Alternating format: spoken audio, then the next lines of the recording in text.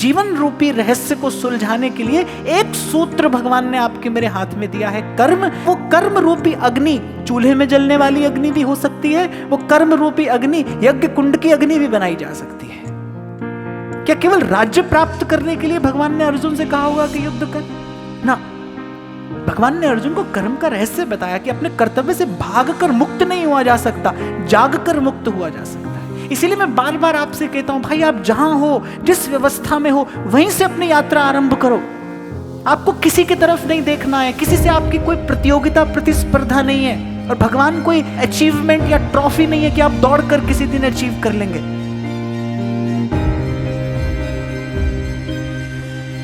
जो आपके लिए निरर्थक है वो किसी के लिए सार्थक होगा। प्रभु की रचना है भाई, प्रभु की रचना को प्रभु की लीला मानकर, प्रभु की कृति मानकर प्रणाम करते हुए अपने गुरु की, गुरुजनों की, सत्पुरुषों की आज्ञा में रहकर जीवन यापन करना, यही ज्ञान कर्म संन्यास योग है।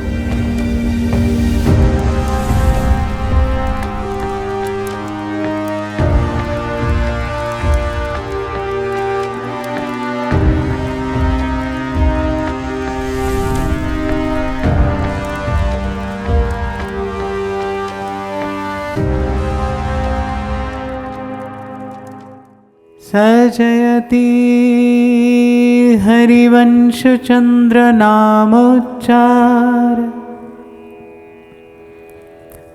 वर्धित सदा सुबुद्धि, रसिक अनन्य प्रधान सतो, साधु मंडली मंडनो जयते। श्री राधा वल्लभो जयते, श्रीहित हरिवंश चंद्रो जयते।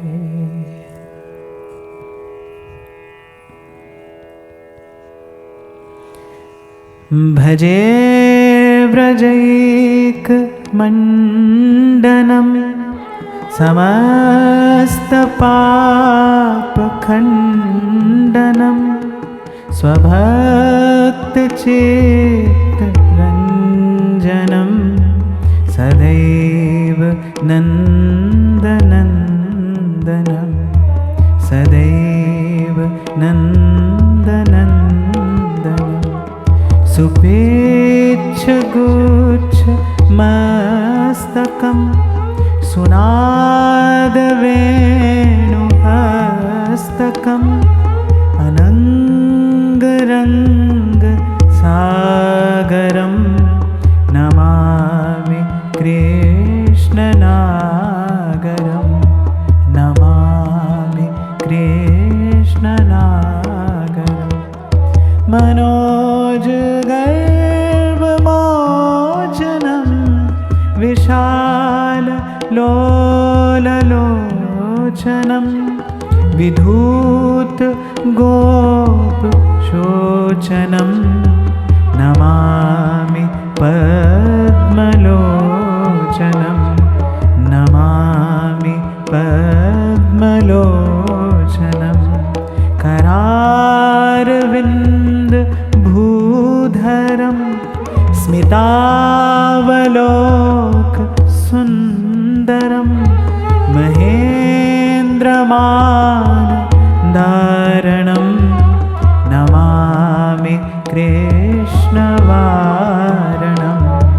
नमामि कृष्णवारणं। कदम्बसोनुकुण्डलं, सुचारु गण्डमण्डलं, व्रजाङ्गनैकवल्लभं, नमामि कृष्णदुर्लभं, नमामि कृष्णदुर्लभं। यशोदया सगोदया, सगोपया सनन्दया, युतं सुखैकदायकं, नमामि गोपनायकं, गोपना सदैव पादपङ्कजं मदीयमानसे निजं दधानमुत्तमालकं नमामि नन्दबालकं नमामि नन्दबालकं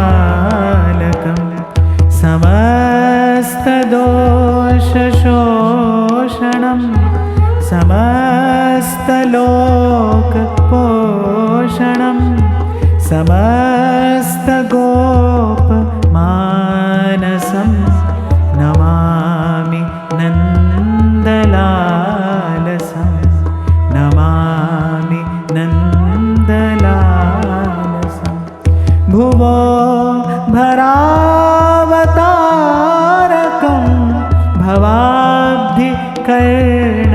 भवाब्धिकर्णधारकं यशोमती किशोरकं नमामि चेत्तचोरकं नमामि चेत्तचोरकं दृगन्तकान्तभङ्गिनं सदा सदा लसङ्गिनं दिने दिने नवं नवं नमामि नन्दसम्भवं नमामि नन्दसम्भवं गुणाकरं सुखाकरं कृपाकरं कृपापरं सुरद्विषन्निकन्दनं नमामि गोपनन्दनं नमामि गोपनन्दनं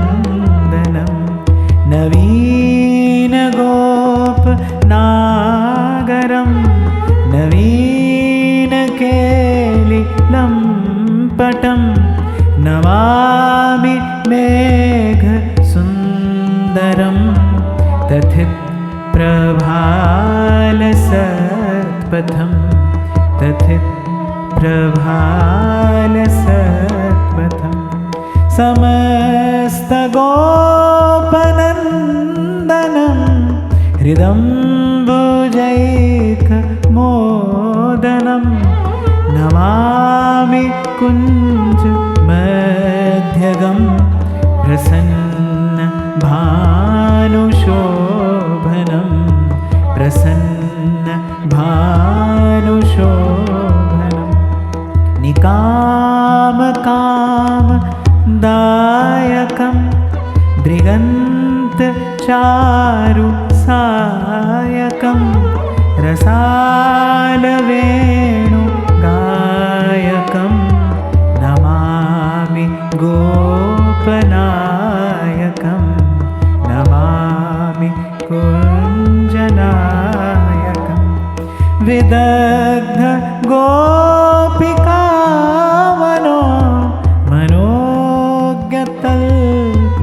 मनोज्ञतल्पशायिनं नमामि कुञ्जकानने प्रवृद्धवन्यपायिनं प्रवृद्धवन्यपायिनं किशोरकान्तिरञ्जितं दृगञ्जनं सुशोभितं गजेन्द्रमोक्षकारिणं नमामि श्रीविहारिणं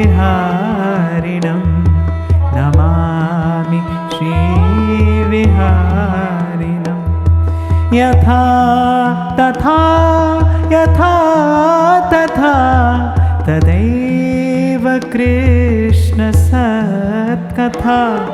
मया सदैव गीयतां तथा कृपा विधीयतां तथा कृपा विधीयतां प्रमाणरूपेण माणिकाष्टकद्वयं जपत्यधीत्य यः पुमान् भवेत् सनन्द नन्दने भवे भवे सुभक्तिमान् भवे भवे सुभक्तिमान् भवे भवे सुभक्तिमान्।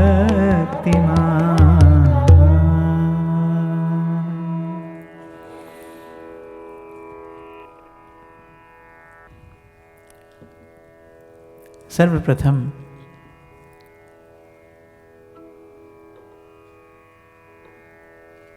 हृदय से श्री कृष्ण की उस कृपा, उस करुणा को नमन करते हुए, उसके प्रति कृतज्ञ होते हुए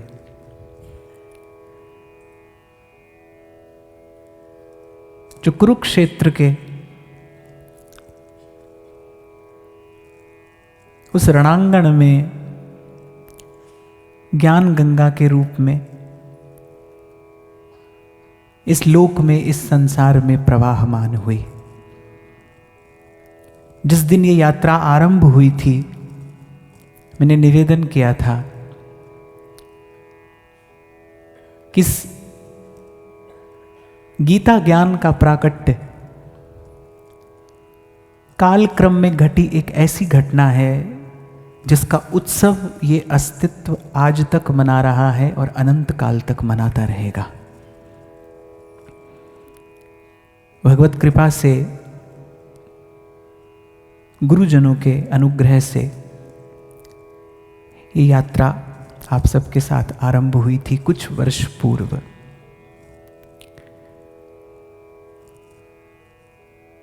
सर्वप्रथम अर्जुन विषाद योग, फिर सांख्य योग, फिर कर्म योग, इन 3 अध्यायों का हमने क्रम से चिंतन किया।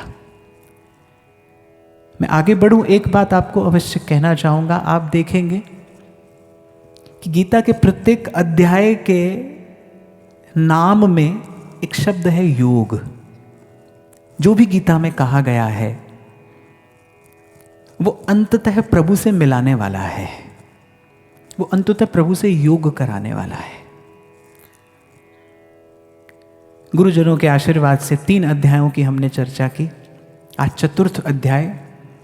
और मैं समझता हूं कि गीता के 18 अध्यायों में से ये सबसे महत्वपूर्ण अध्यायों में से एक है, सबसे गंभीर चर्चा है। और मैं आशा करता हूं कि मैं भी सावधानी पूर्वक कहूं और आप भी सावधानी पूर्वक श्रवण करेंगे। इस अध्याय का नाम है ज्ञान कर्म संन्यास योग। मैं चाहूंगा एक बार आप दोहराएं, ज्ञान कर्म संन्यास योग। इस अध्याय के नाम में ही इस अध्याय का सार छिपा है। सबसे पहले ज्ञान, फिर कर्म, फिर संन्यास और फिर योग। अगर आप दूर से देखें तो प्रश्न उठ सकता है मन में कि नाम होना चाहिए था कर्म ज्ञान संन्यास योग। पहले कर्म, फिर ज्ञान और फिर संन्यास। पर भगवान कहते हैं ज्ञान कर्म संन्यास योग। ज्ञान और संन्यास के मध्य में भगवान कर्म रखते हैं। कई बार आपके साथ चर्चा हुई, श्री गोस्वामी जी मानस में एक बड़ी महत्वपूर्ण बात कहते हैं, एक बड़ा संदेश देते हैं कि कर्म प्रधान विश्व करी राखा, जो जस करहि सो तस फल चाखा। अर्थात it's a universally applicable law, एक सार्वभौमिक नियम है जिसके अंतर्गत ये सारी सृष्टि कार्य कर रही थी, कर रही है और करती रहेगी। वैसे संसार का अर्थ ही है पल पल बदलने वाला, पल पल सरकने वाला, उसी को संसार कहते हैं। पर अगर किसी नियम में परिवर्तन नहीं होता तो इस नियम में कोई परिवर्तन नहीं होता। कर्म प्रधान विश्व करी राखा, जो जस करहि सो तस फल चाखा। क्या है जीवन? जब तक इस प्रश्न का वास्तविक उत्तर न मिले तब तक शांति नहीं है, तब तक विश्राम नहीं है। कितना भी सुख साधन आप जुटा लें, आप प्रयास कर लें, पर ईमानदारी से यदि आप देखेंगे, जब तक इस प्रश्न का उत्तर नहीं है तब तक विश्राम नहीं है। एक प्रश्न मैं आपसे पूछूं कि सुख में शांति है या शांति में सुख है? क्या उत्तर देंगे आप? शांति में सुख है। सुख का साधन होने पर भी शांति हो ना हो कोई आवश्यक नहीं है, पर शांति में सुख है ही। सुख दुख इस शब्द का हमने अपने जीवन में कितनी बार प्रयोग किया होगा? हम अपने दैनिक जीवन में भी कितनी बार इस शब्द का प्रयोग करते हैं। पर मैं आपसे पूछूं कि कभी आपने विचारा कि सुख कहते किसे हैं? क्या होता है सुख? यदि मैं आप में से किसी से प्रश्न करूं तो शायद हो सकता है किसी के पास बड़ी सीधी सीधी सी परिभाषा ना हो इस शब्द की कि सुख कहते किसे हैं, क्या होता है सुख। मुझे ऐसा लगता है सुख चेतना के उस स्तर का नाम है जहां पर कोई प्रश्न नहीं है, जहां पर कोई द्वंद्व नहीं है, जहां पर कोई चिंता नहीं है, जहां पर कोई भ्रम नहीं है, जहां पर मोह का अंधकार नहीं है। उस अवस्था में पहुंच जाने को सुख कहते हैं। तो शांति ही सुख है। और जैसा मैंने आपको आरंभ में निवेदन किया, जीवन क्या है, जब तक इस प्रश्न का उत्तर हमने नहीं खोजा, वास्तविक उत्तर। कुछ कुछ उत्तर हम यहाँ वहाँ से भी ले लेते हैं, और मुझे तो ऐसा लगता है कि ये दुर्भाग्य की ही बात है कि अधिकांशतः व्यक्ति अपने जीवन को उन्हीं विचारों से जीते हैं जो विचार उनके स्वयं के नहीं होते, यहाँ वहाँ से लिए होते हैं। जैसा मैंने कहा ना, सुख दुख की परिभाषा भी हमारी उधार की परिभाषा है, हमारी अपनी परिभाषा नहीं है। हम नहीं जानते सुख क्या है और हम नहीं जानते दुख क्या है। इसीलिए मैंने कहा कि कुछ एक शब्द ऐसे हैं जिन शब्दों का हम अपने जीवन में हजारों बार प्रयोग कर चुके और करेंगे, लेकिन कभी हमने उसके अर्थ को नहीं विचारा। किसे कहते हैं सुख? क्या होता है सुख? सुख पाने की दौड़ में, सुख पाने की होड़ में प्रत्येक व्यक्ति दौड़ रहा है, भाग रहा है, दिन रात अथक परिश्रम कर रहा है, लेकिन उससे पूछो सुख होता क्या है, शायद उसे खबर ही ना हो सुख कहते किसे हैं। और जब उसे खबर पड़े सुख कहते किसे हैं, तब उसे लगे कि मैं तो अपने लक्ष्य से बिल्कुल विपरीत दिशा में भाग रहा था।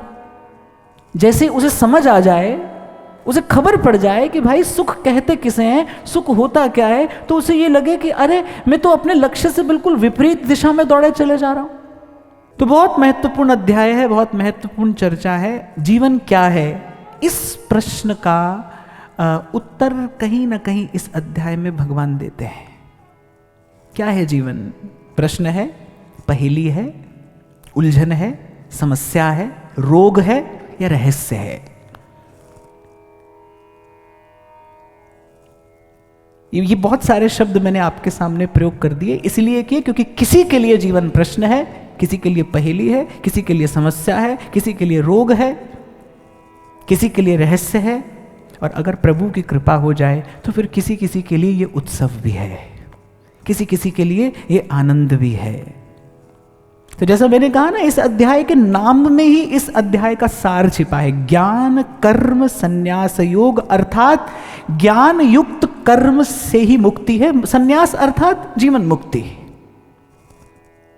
संन्यास अर्थात उस अवस्था का नाम जिसके लिए नारद भक्ति सूत्र कहता है, यत् प्राप्य न किंचित वांछति न शोचति न द्वेष्टि न रमते नोत्साही भवति। मुझे तो कई बार ऐसा लगता है कि जो संगीत है ना, वास्तविक संगीत, वो तो एक सन्यासी के ही जीवन में होता है और एक सन्यासी के ही जीवन में हो सकता है।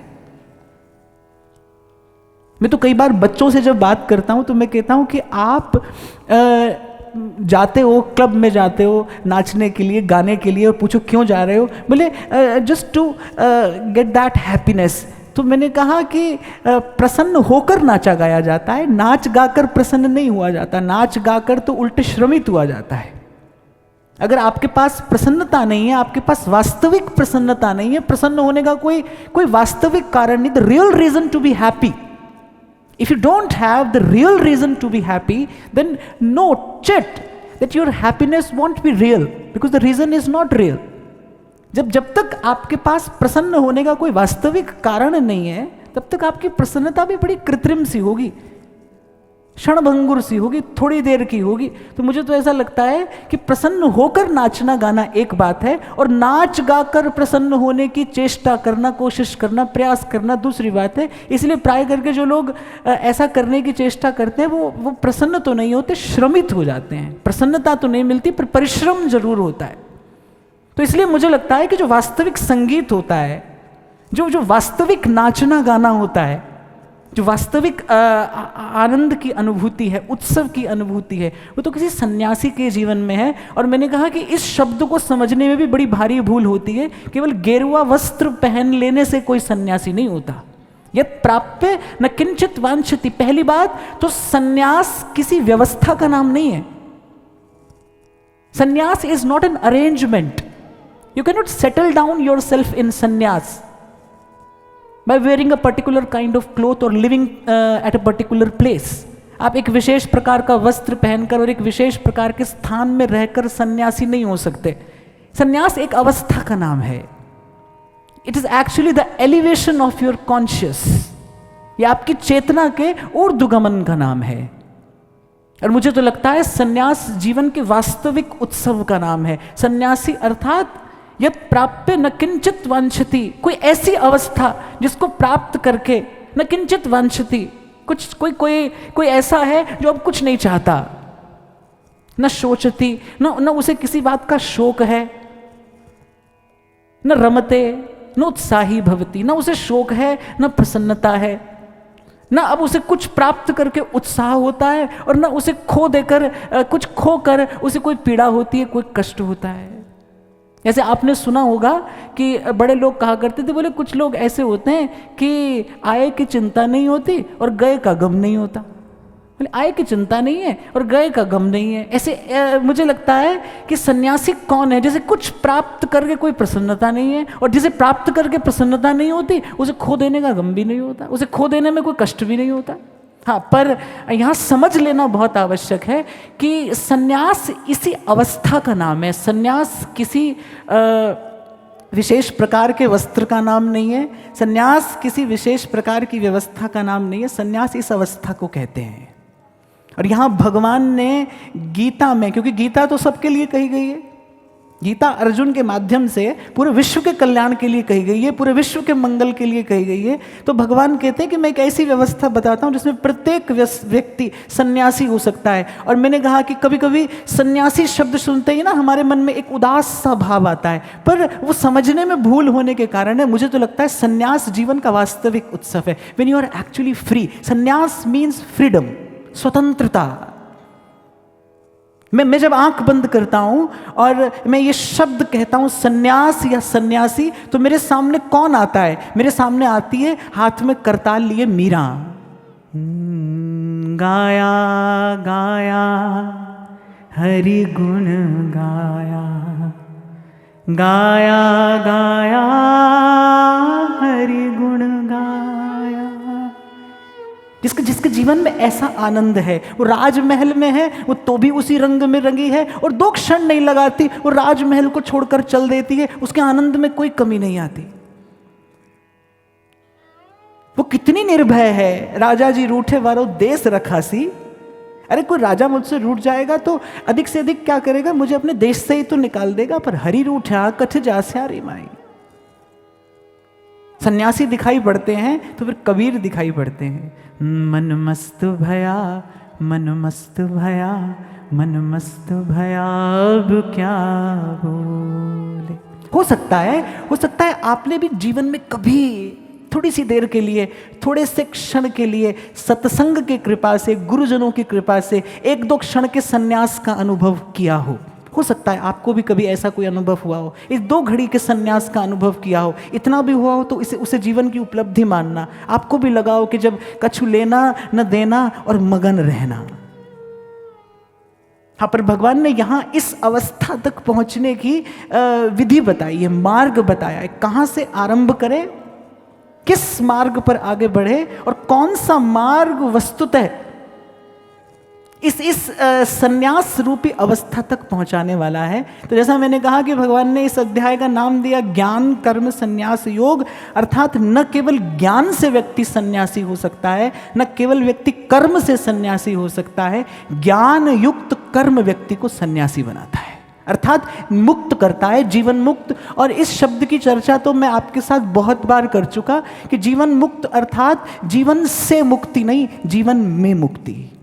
जब जीवन भी हो और आप उस मुक्ति का सुख लेते भी इस संसार को दिखाई पड़े। तो सबसे पहले तो इस चतुर्थ अध्याय में भगवान के मुख से 2 श्लोक निसृत हुए हैं और तन मन को, भाव को, हृदय को पवित्र करने वाले वो श्लोक हैं। मैं चाहूँगा आप मेरे साथ उन श्लोकों का एक बार गान करें, फिर हम आगे बढ़ते हैं।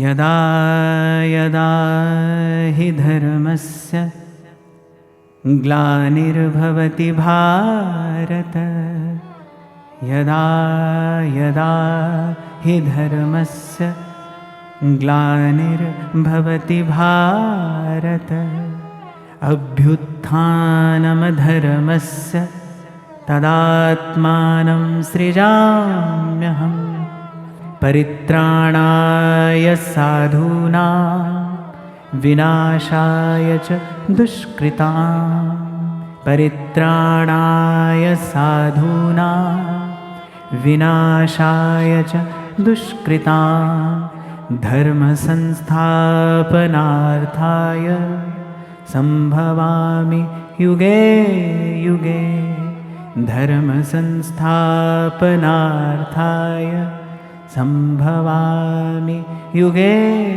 युगे। और इन 2 श्लोकों में एक बात जो सामने आती है कि भगवान को 2 वस्तुएं प्रिय हैं, धर्म और धर्म का पालन करने वाला अर्थात साधु। भगवान ने कहा कि परित्राणाय साधूनाम और विनाशाय च दुष्कृताम, धर्म संस्थापनार्थाय संभवामि युगे युगे। तो इस अध्याय में भगवान अर्जुन को कर्म का रहस्य बताते हैं, गूढ़ रहस्य, गुप्त रहस्य। जैसा आपसे अभी मैंने कहा कि किसी के लिए जीवन प्रश्न है, किसी के लिए समस्या है, किसी के लिए रोग है, किसी के लिए रहस्य है, और किसी किसी कृपा पात्र के लिए ये जीवन उत्सव भी है। हाँ, पर कर्म के रहस्य को जाने बिना, ये ज्ञान युक्त कर्म वस्तुतः क्या है, इस रहस्य को जाने बिना सन्यास की उस अवस्था को नहीं पाया जा सकता। और मैं फिर कहूंगा, सन्यास कहते ही कुछ और न समझने लगिएगा। सन्यास अर्थात मुक्ति। सन्यास मीन्स फ्रीडम। सन्यास मीन्स द रियल हैप्पीनेस। और पूर्व भी मैंने आपको कहा था, प्रसन्नता किसे कहते हैं? जिस पर आपका अधिकार हो, जो आपके नियंत्रण में हो, जिसे आपसे कोई ले ना सके, जिसे आपसे कोई छीन ना सके, जिसे आपसे कोई ना ले सके। इसलिए मैंने कहा मीरा सन्यासिनी है, कबीर सन्यासी हैं, क्योंकि इन्होंने कुछ ऐसी प्रसन्नता पाई है कि इन्हें विष का प्याला देने वाला भी इनकी प्रसन्नता नहीं ले सकता। इन्हें हाथी के पांव तले कुचलवा देने की बात कहने वाला भी इनकी प्रसन्नता इनसे नहीं ले पाया। इनके पास वास्तविक प्रसन्नता है, इसलिए वास्तविक सन्यासी हैं। क्योंकि क्या होता है ना, हमारे जीवन में मैंने कहा ना, कुछ शब्द, कुछ विचार, कुछ भाव हमने यहाँ वहाँ से ले लिए हैं, यहाँ वहाँ से सीख लिए हैं, और कभी कभी समझने में भूल होती है। मैं कहूँ सन्यासी, तो सन्यासी कहते ही गेरुआ वस्त्र पहने कोई आ जाता है ना आंखों के सामने? बताइए, आ जाता है ना? सन्यासी कहते ही ऐसे गेरुआ वस्त्र पहने, कमंडल हाथ में लिए, और ऐसे कोई आकृति आपकी आंखों के सामने आ जाती है। पर सन्यासी का वास्तविक अर्थ समझना चाहिए भाई। सन्यास जीवन का वास्तविक उत्सव है। सन्यासी वो है, मुझे तो लगता है द सन्यासी is the real celebrity who is celebrating the life every moment. वो जीवन के प्रत्येक क्षण का उत्सव मना रहा है। मन मस्त भया, मन मस्त भया, मन मस्त भया, अब क्या बोले। सूरत कलारी भई मतवारी, सूरत कलारी भई मतवारी, मदवा पी गई बिन तोले। मन मस्त भया, मन मस्त भया, मन मस्त भया अब क्या बोल। तो इस अवस्था तक पहुंचने के लिए न केवल ज्ञान और न केवल कर्म, ज्ञान युक्त कर्म व्यक्ति को जीवन मुक्त बनाता है। एक बड़ा सुंदर सूत्र रामचरितमानस में हमें मिलता है। गोस्वामी जी कहते हैं धर्म ते बिरति और जोग ते ज्ञाना, ज्ञान मोक्ष प्रद वेद बखान। एक और बात मैं आपको यहां पर निवेदन करूं, इसी अध्याय में आगे भगवान ने अर्जुन से एक स्थान पर कहा कि अर्जुन बंधन ही अशुभ है और मुक्ति ही शुभ है। अर्थात कौन प्रसन्न है? जो स्वतंत्र है। रामचरितमानस में गोस्वामी जी कहते हैं पराधीन सुपनेऊ सुख नहीं, माने जो व्यक्ति किसी के अधीन है उसे कभी स्वप्न में भी सुख नहीं हो सकता। उस व्यक्ति को आप सोने के पलंग पर बैठा दीजिए, उस व्यक्ति को आप 56 भोग 36 व्यंजन परोस दीजिए और उस व्यक्ति को आप संसार की सब सुख सुविधाएं लाकर दे दीजिए, पर यदि वो परतंत्र है, यदि वो बंधा है, तो वो सुखी नहीं हो सकता। वो सुखी नहीं हो सकता। तो कह रहे परतंत्रता के जैसा कोई दुख नहीं है और स्वतंत्रता ही वास्तविक सुख है, स्वतंत्रता ही वास्तविक आनंद है। तो गोस्वामी जी कह रहे धर्म ते बिरति, बिरति माने वैराग्य। कह रहे ज्ञान युक्त कर्म ही धर्म है, धर्म का पालन करने वाला मुक्त होता है और मुक्त व्यक्ति ही स्वतंत्र है, मुक्त व्यक्ति ही सुखी है, मुक्त व्यक्ति ही स्वतंत्र है, मुक्त व्यक्ति ही आनंद में है। और बहुत बार हमने पढ़ा, बहुत बार हमने सुना कि जीवन जो हमें मिला है, ये अवसर मिला है इस आवागमन के, जन्म और मृत्यु के द्वंद्व से सदा सदा के लिए मुक्त हो जाने के लिए। आप देखो अपने जीवन में भी आप देखो, जैसे कोई आपकी गति पर, जैसे कोई आपकी मति पर, जैसे आपके कोई व्यवहार पर, जैसे आपकी चेष्टा पर कोई अधिकार करने लगता है तो आप असहज हो जाते हैं ना। Every living being hates to be controlled. एक पंछी को जब आप पिंजरे में डाल देते हैं, आप उसे खिलाइए, कितना भी सुंदर भोजन खिलाइए, आप उसे पिंजरे के भीतर रखकर कितना भी दुलराइए, पर आप देखेंगे कि वो पंख फड़फड़ाने से नहीं रहता। वो सतत प्रयास कर रहा है आपके दिए हुए उस सुंदर भोजन को पाते हुए भी, आपके अमूल्य उस पिंजरे में रहते हुए भी, आपके सुंदर महल में पड़ा हुआ भी, उसकी दृष्टि सदा उस आकाश की ओर है। वो पिंजरे में पड़ा दिन रात पंख फड़फड़ा रहा है कि कभी कोई मुझे अवसर मिले और मैं यहां से मुक्त हो जाऊं।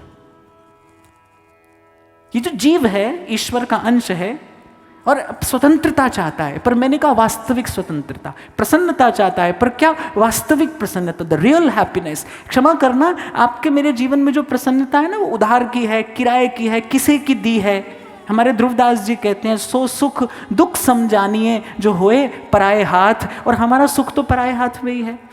हमारा सुख कभी किसी व्यक्ति के हाथ में होता है, हमारा सुख कभी किसी वस्तु के हाथ में होता है, हमारा सुख कभी किसी व्यवस्था के हाथ में होता है। न तो व्यक्ति सदा रहता है, न वस्तु सदा रहती है, न हमारे ही द्वारा बनाई हुई व्यवस्था सदा रहती है, इसलिए हमारी प्रसन्नता भी सदा नहीं रहती।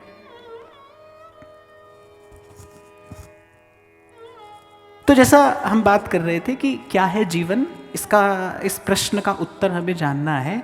अगर मुझसे कोई पूछे तो मुझे 2 पंक्तियां याद आती हैं कि है कहूँ तो है नहीं और नहीं कहूँ तो है, और इस है नहीं के बीच में कुछ ना कुछ तो है। पहेली है भाई, ये एक उलझन है, ये एक उलझन है, पहेली है।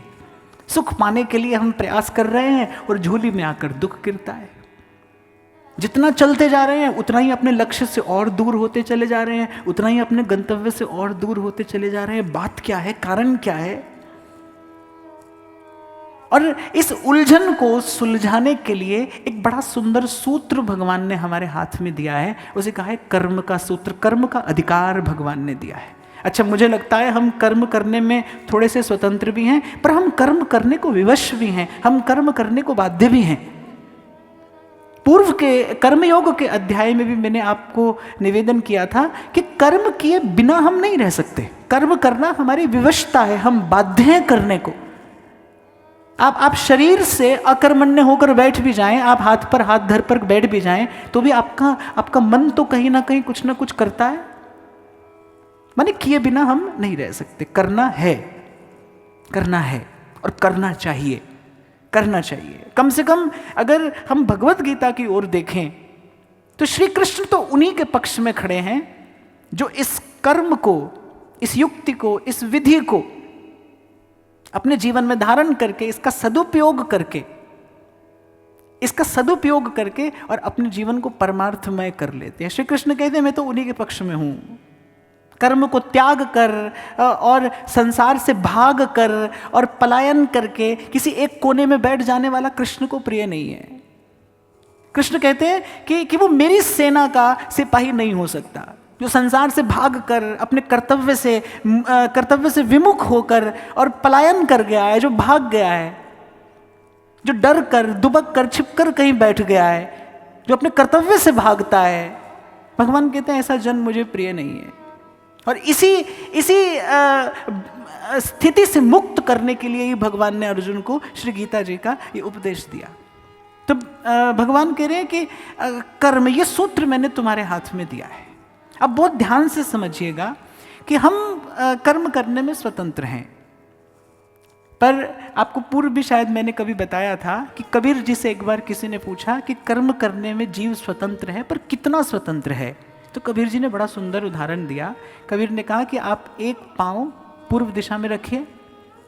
उसने रखा। कबीर ने कहा अब दूसरा पश्चिम में रखिए। उसने कहा कैसी बात करते हैं आप? जब एक पांव मैंने पूर्व में रखा है तो दूसरा मुझे पूर्व में ही रखना पड़ेगा। तो कबीर ने कहा बस कर्म करने में आप इतने ही स्वतंत्र हैं। जो पहला पग आपने उठाया, दूसरा आपको उसी के पीछे रखना है, ये आपकी विवशता है। इसको मैं दूसरे प्रकार से आपको समझाने का प्रयास करता हूं कि when we perform a karma, जब भी हम कोई कर्म करते हैं, वी जनरेट अ फोर्स, एक ऊर्जा उत्पन्न होती है, एक शक्ति उत्पन्न होती है। आप शुभ कर्म करें तो एक सकारात्मक ऊर्जा उत्पन्न होती है, आप अशुभ कर्म करेंगे तो एक नकारात्मक ऊर्जा उत्पन्न होती है। सकारात्मक ऊर्जा आपको सकारात्मक कर्म की ओर धकेलती है, और ये ऊर्जा हमारी शक्ति से, ये कर्म की शक्ति हमारी शक्ति से कहीं अधिक प्रबल है। इसका प्रमाण आपने अपने जीवन में कई बार देखा होगा, अनुभव किया होगा। मैं आपको स्मरण दिलाना चाहता हूं, बहुत बार ऐसा हुआ होगा जब आप कुछ नहीं करना चाहते पर आप करते हैं। हाँ या ना में उत्तर दीजिए। ऐसा अनुभव आपको हुआ कि नहीं? आप नहीं करना चाह रहे पर नहीं करते, आप वो कर्म कर बैठते हैं। आप होने से पहले भी पीड़ित थे और कर देने के बाद भी आपके मन में ग्लानि है, आपके मन में कष्ट है, आप नहीं करना चाहते थे, पर जाने कौन था जिसने आपसे वो कर्म कराया। वो कोई नहीं था, वो कोई और नहीं था, वो आप ही के द्वारा पूर्व में किए गए कर्म की शक्ति थी, ऊर्जा थी, जिसने बलात् आपको वहीं ले जाकर खड़ा किया। देखो भाई, जीवन जीने के दो तरीके हैं। मैं मोटे तौर पर आपसे कहता हूं, जीवन जीने के दो तरीके हैं। एक है करके समझना और एक है समझ के करना। मुख्य रूप से आप दो प्रकार से समझिए, दो विभाग किए जा सकते हैं। एक व्यक्ति है जो करके समझता है और एक व्यक्ति है जो समझ के करता है। तो आप जैसा कर्म करेंगे उससे एक शक्ति उत्पन्न होगी, एक ऊर्जा उत्पन्न होगी, और ध्यान से सुनिएगा, भीतर भी होगी और बाहर भी होगी। आपका संस्कार वैसा होता चला जाएगा, आपका विचार वैसा होता चला जाएगा, आपका व्यवहार वैसा होता चला जाएगा, आपका आभामंडल वैसा होता चला जाएगा। और ये ज्ञान और विज्ञान मैं आपसे यहाँ पर निवेदन कर रहा हूँ, आप चाहें तो इसे आज से ही अनुभव करना आरंभ कर सकते हैं। ध्यान रखिएगा कि कर्म ही जीवन में सबसे प्रधान है। आपने जो किया उसे आप ही मिटा नहीं पाएंगे। कभी कभी होता है ना, आपने कागज पर पेंसिल से एक चित्र बनाया, आपको अच्छा नहीं लगा, आपने मिटा दिया, पर यहां पर ऐसी कोई व्यवस्था नहीं है। जीवन की पुस्तक में आपने कर्म की लेखनी से जो लिखा उसको मिटाने की कोई व्यवस्था आपके पास नहीं है। फिर तो जो जस करहि सो तस फल चाखा। इसलिए यदि सावधानी वांछित है, अपेक्षित है, उचित है, तो वो तो कर देने से पहले सावधानी हो। कर देने के बाद सावधान होने का कोई लाभ नहीं। कर देने के बाद सावधान होने का कोई मूल्य नहीं। मैं कई बार आपसे कहता हूं ना कि सही निर्णय सही समय पर लिया जाए तभी सही फल देता है।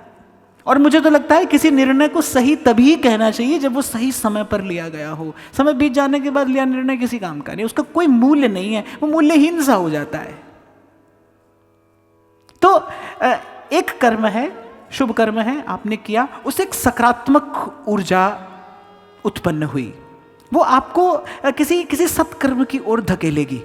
आपने कभी देखा कि कभी कभी अकारण ही आपके मन में इच्छा होती है कि भाई किसी को भोजन करा दिया जाए। या एक और उदाहरण मैं आपको देता हूं। आप गाड़ी में बैठकर जा रहे हैं, आपके साथ एक और व्यक्ति भी जा रहा है और बगल वाली गाड़ी में एक और व्यक्ति भी बैठा है। कोई याचना करने वाला आया है, एक व्यक्ति बिल्कुल भाव शून्य सा ही बैठा है, उसे कोई अर्थ नहीं है, कोई मांग रहा है। एक व्यक्ति है जो अपने हिस्से का भोजन, जो अपने हिस्से की वस्तु भी गाड़ी रोक कर उस व्यक्ति को देता है। दो व्यक्ति हैं, एक ही व्यवस्था में बैठे हैं, एक जैसे समय पर, एक के मन में कोई भाव आता है, एक के मन में कोई भाव आता है। एक के मन में बिल्कुल भाव शून्यता है, वो बिल्कुल संवेदनहीन बैठा है, उसे कोई फर्क नहीं पड़ता। कोई व्यक्ति कष्ट पा रहा है, पीड़ा पा रहा है, उसे कोई फर्क नहीं पड़ता। और एक व्यक्ति है जो किसी को ऐसी अवस्था में देखकर द्रवित हो जाता है, वो चाहता है कि मैं अपने हिस्से की वस्तु भी इसे जाकर दे दूं। ऐसा क्यों हुआ? ऐसा इसीलिए हुआ कि पूर्व में किया गया जो उसका सत्कर्म था, उसने उसके भीतर ऐसी ऊर्जा उत्पन्न की, ऐसी शक्ति उत्पन्न की, जिसने उसको पुनः उस सत्कर्म करने के लिए प्रेरित किया।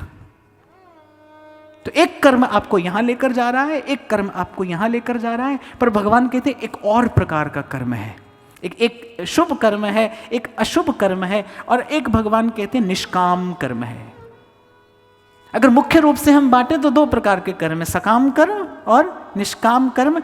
शुभ कर्म भी सकाम कर्म के अंतर्गत आता है, अशुभ कर्म भी सकाम कर्म के अंतर्गत आता है, पर इन दोनों से अलग एक कर्म है जो निष्काम कर्म है, जो सब प्रकार से कोई भगवान को ही अर्पण करके करता है। जैसे श्री गुरु नानक देव जी महाराज वाणी में कहते हैं ना, करण करावण हार आपे आप, ना मैंने कुछ है किया, ना कुछ करने योग, जो कुछ किया सो आपने, प्रभु आप ही करने योग।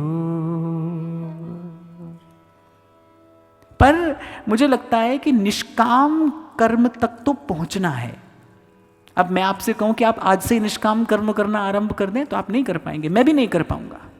निष्काम कर्म तक तो हमें पहुंचना है, उसका आरंभ हमें सकाम से ही करना होगा। और मैंने कहा सकाम कर्म के अंतर्गत दो प्रकार के कर्म आते हैं, कौन से?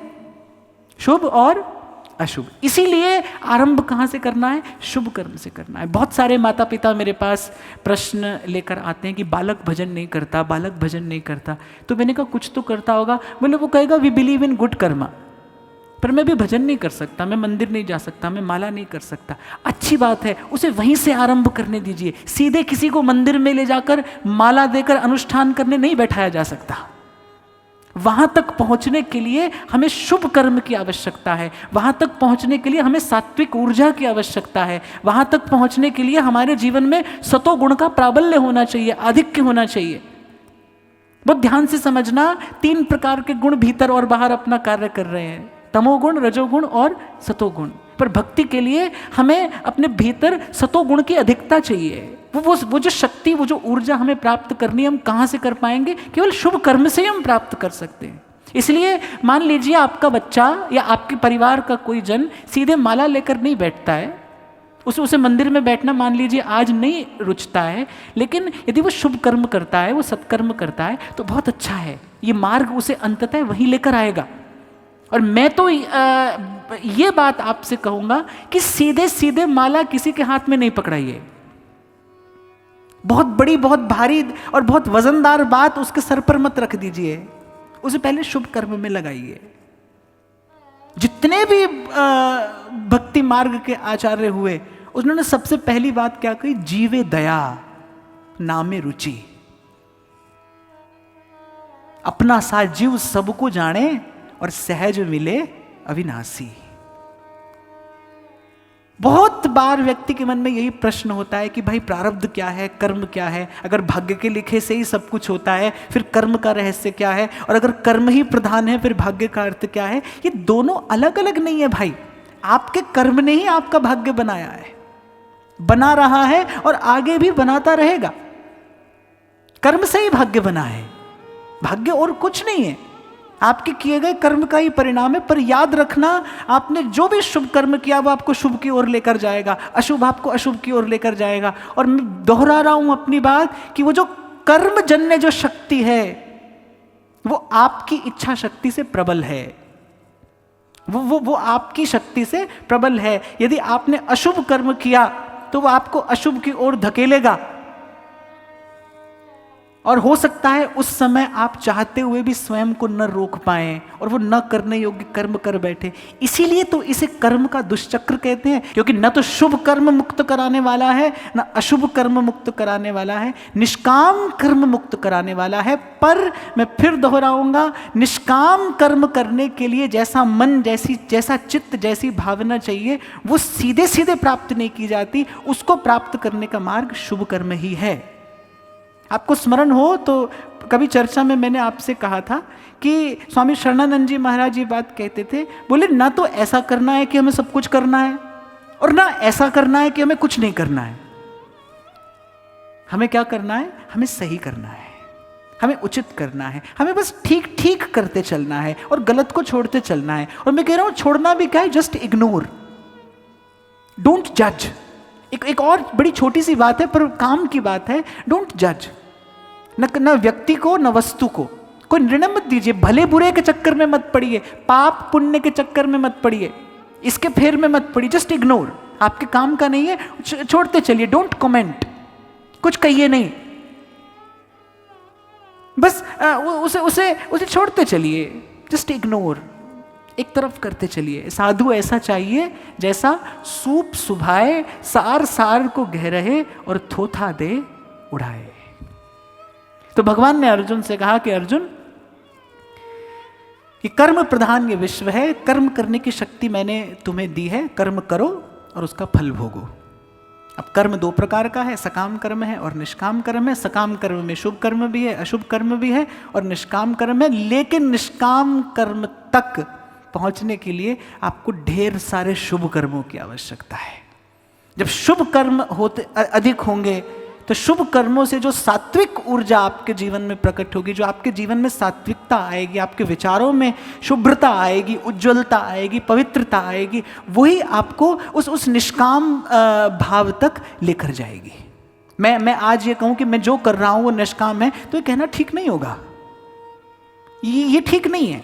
हाँ, लेकिन हमारी यात्रा निष्कामता की ओर हो। जब हम शुभ कर्म करें तो शुभ कर्म करते समय हमारे मन में भाव यही हो कि हे प्रभु, इसके प्रसाद स्वरूप मेरी बुद्धि को निष्कामता रूपी उस संपत्ति की प्राप्त हो।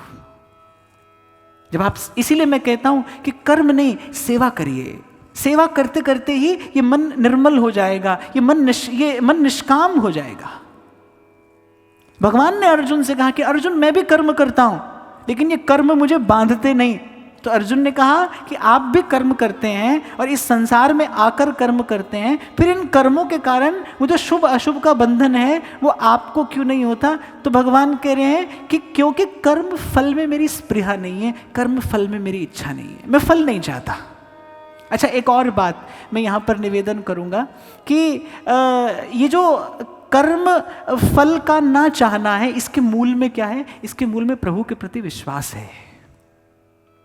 जैसे आपके घर का जो सेवक है, जो आपका सहयोगी है, जब वो आपके उदार स्वभाव से परिचित हो जाता है ना, जब सेवक को, सहयोगी को ये पता चल जाता है कि मेरा स्वामी कितना उदार है, मेरा मालिक जो है वो कितना उदार मन वाला है, ही इज सो काइंड, तो वो जो कार्य करता है ना बड़ी प्रसन्नता से करता है। उसे ये चिंता नहीं रहती कि प्रत्येक कार्य के बदले में उसे क्या मिलेगा, क्योंकि वो जानता है मेरा स्वामी बड़ा उदार है, वो मुझे मेरी आवश्यकता से अधिक देगा, वो मुझे मेरी योग्यता से अधिक देगा। तो जब व्यक्ति को कहीं ना कहीं भीतर इस बात का भरोसा होता है ना कि प्रभु हैं और वो आवश्यकता से और योग्यता से दोनों से अधिक देने वाले हैं, और मुझे तो ऐसा लगता है कि भाई हमारे संत तो ये कहते हैं, राई के सम भजन को मानत मेरु समान। राई के सम भजन को, थोड़ा सा भी कर्म यदि निष्काम भाव से संपादित किया जाए, प्रभु को समर्पित किया जाए, तो प्रकृति उसे अनंत गुना करके आप तक लेकर आती है। मेरे जीवन का तो ये अनुभव रहा, और ये अनुभव मुझे अपने जीवन में एक बार नहीं हजारों बार हुआ कि थोड़ा सा भाव प्रभु के चरणों में निवेदन किया और प्रकृति ने 10 दिशाओं से उसे अनंत गुना करके लौटाया, अनंत गुना करके। तो भगवान अर्जुन से इस 4th अध्याय में ये कहते हैं कि अर्जुन, कर्म की गति बड़ी गहन है, बड़ी सूक्ष्म है, इसीलिए जान करने योग्य क्या है, न करने योग्य क्या है। क्योंकि कर्म को जान कर ही तू मुक्त हो सकता है, कर्म से भागकर तू मुक्त नहीं हो सकता। इसीलिए आरंभ में मैंने कहा कि बहुत अनुचित सा अर्थ हमने समझा सन्यासी का, छोड़ दिया, भाग गए, अपने अपने कर्तव्य को छोड़कर भाग गए। भाई 7 पाताल में भी कर्म का फल आपका पीछा करता है, आप उससे मुक्त नहीं हो सकते। इसीलिए बार बार आपसे यही निवेदन किया जाता है, भाई जब आज कल या कभी किसी समय इसका समाधान हमें ही करना है, तो फिर क्यों नहीं आज ही कर लिया जाए, फिर इसे कल पर छोड़ने की आवश्यकता क्या है। फिर जो प्रभु ने आज दिया है, जो प्रारब्ध के रूप में आज हमारे सामने आया है, क्यों ना भाई इसको आज ही प्रसन्न मन से स्वीकार कर लिया जाए। क्यों नहीं वो जो सही मार्ग है उस पर आज ही पैर धर दिया जाए, क्यों नहीं उस सही मार्ग पर आज ही चलना आरंभ कर दिया जाए। मैं तो कई बार आपसे कहता हूं, भाई आपके हिस्से का कुछ कार्य ऐसा है जो आपको ही करना है, और जब आपको ही करना है तो फिर कल पर क्यों छोड़ना। एक छोटा सा उदाहरण मैंने दिया था, मुझे वो बात फिर से याद आ गई कि कुछ एक लोगों का भोजन प्रसाद हमारे यहाँ पर था, सर्दी के दिन थे, रसोई में किसी बाहर के व्यक्ति का प्रवेश नहीं होता था, तो वो लोग प्रसाद पाकर गए। बहुत कड़ाके की ठंड पड़ रही थी, मुझे याद है, और रात के शायद 12 बज रहे होंगे और बर्तनों का ढेर लगा था। तो माँ मुझसे कहने लगी कि ये कार्य मैं अभी पूरा करके सोऊंगी। हमारे यहाँ पर ऐसा नियम था, क्योंकि श्री जी की रसोई होती थी, तो रात को रसोई स्वच्छ करके रखी जाए ताकि अगले दिन सुबह मंगला का भोग फिर से बन सके। तो सब लोग बड़े श्रमित थे, तो मैंने माँ से कहा कि कड़ाके की ठंड है, रात के 12 बज रहे हैं, तो ये काम कल हो जाएगा। तो माँ ने ऐसे ही हंसते मुस्कुराते कहा, भाई कल भी मुझे ही करना है, कल तो कोई और करने वाला आएगा नहीं, जब ये कल भी मुझे ही करना है तो फिर काम क्यों नहीं आज ही कर लिया जाए। तो मुझे लगता है भाई हमारे हिस्से का कुछ काम ऐसा है जो आज कल या किसी जन्म में हमें ही करना है, वो आपके लिए कोई नहीं करेगा। जब हमें ही करना है तो शुभ से शीघ्रम क्यों नहीं उसे आज ही कर लिया जाए। कुछ है जो अनुचित हो गया है हमारे जीवन में, उसे ठीक हमें ही करना है, तो क्यों नहीं प्रयास आज से ही आरंभ कर लिया जाए। भगवान ने बार बार एक शब्द का प्रयोग किया, तप तप तप। सोने को क्यों तपाया जाता है, मैं पूछ रहा हूं आपसे, सोने को क्यों तपाया जाता है।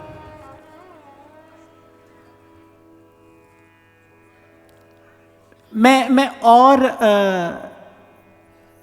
सरल शब्दों में पूछता हूं कि सोने को शुद्ध करने के लिए तपाया जाता है या सोने से अशुद्धि हटाने के लिए सोने को तपाया जाता है।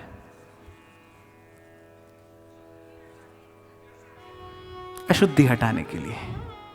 कुछ लोग शुद्ध करने के लिए भी कह रहे हैं, पर उनकी जानकारी के लिए मैं बता दूं, सोना तो सोना ही है, पर सोने के साथ में कुछ अशुद्धि आ गई है। सोने को शुद्ध करने के लिए नहीं तपाया जाता है भाई, जो उसके साथ अशुद्धि आ गई है उसे हटाने के लिए उसे अग्नि में तपाया जाता है। तो तप का अर्थ क्या है, अब इसको भी समझने की आवश्यकता है। तप का अर्थ क्या है। तप का अर्थ किसी विशेष आसन में बैठकर प्राणायाम करना मात्र नहीं है। गीता में भगवान ने, इसी अध्याय में भगवान ने अनेक अनेक प्रकार के तपों का वर्णन किया है, अनेक अनेक प्रकार के यज्ञों का वर्णन किया है, पर भगवान कह रहे हैं उसमें सबसे श्रेष्ठ जो है वो आत्म संयम यज्ञ है, अर्थात जो नहीं करना उसे नहीं करना।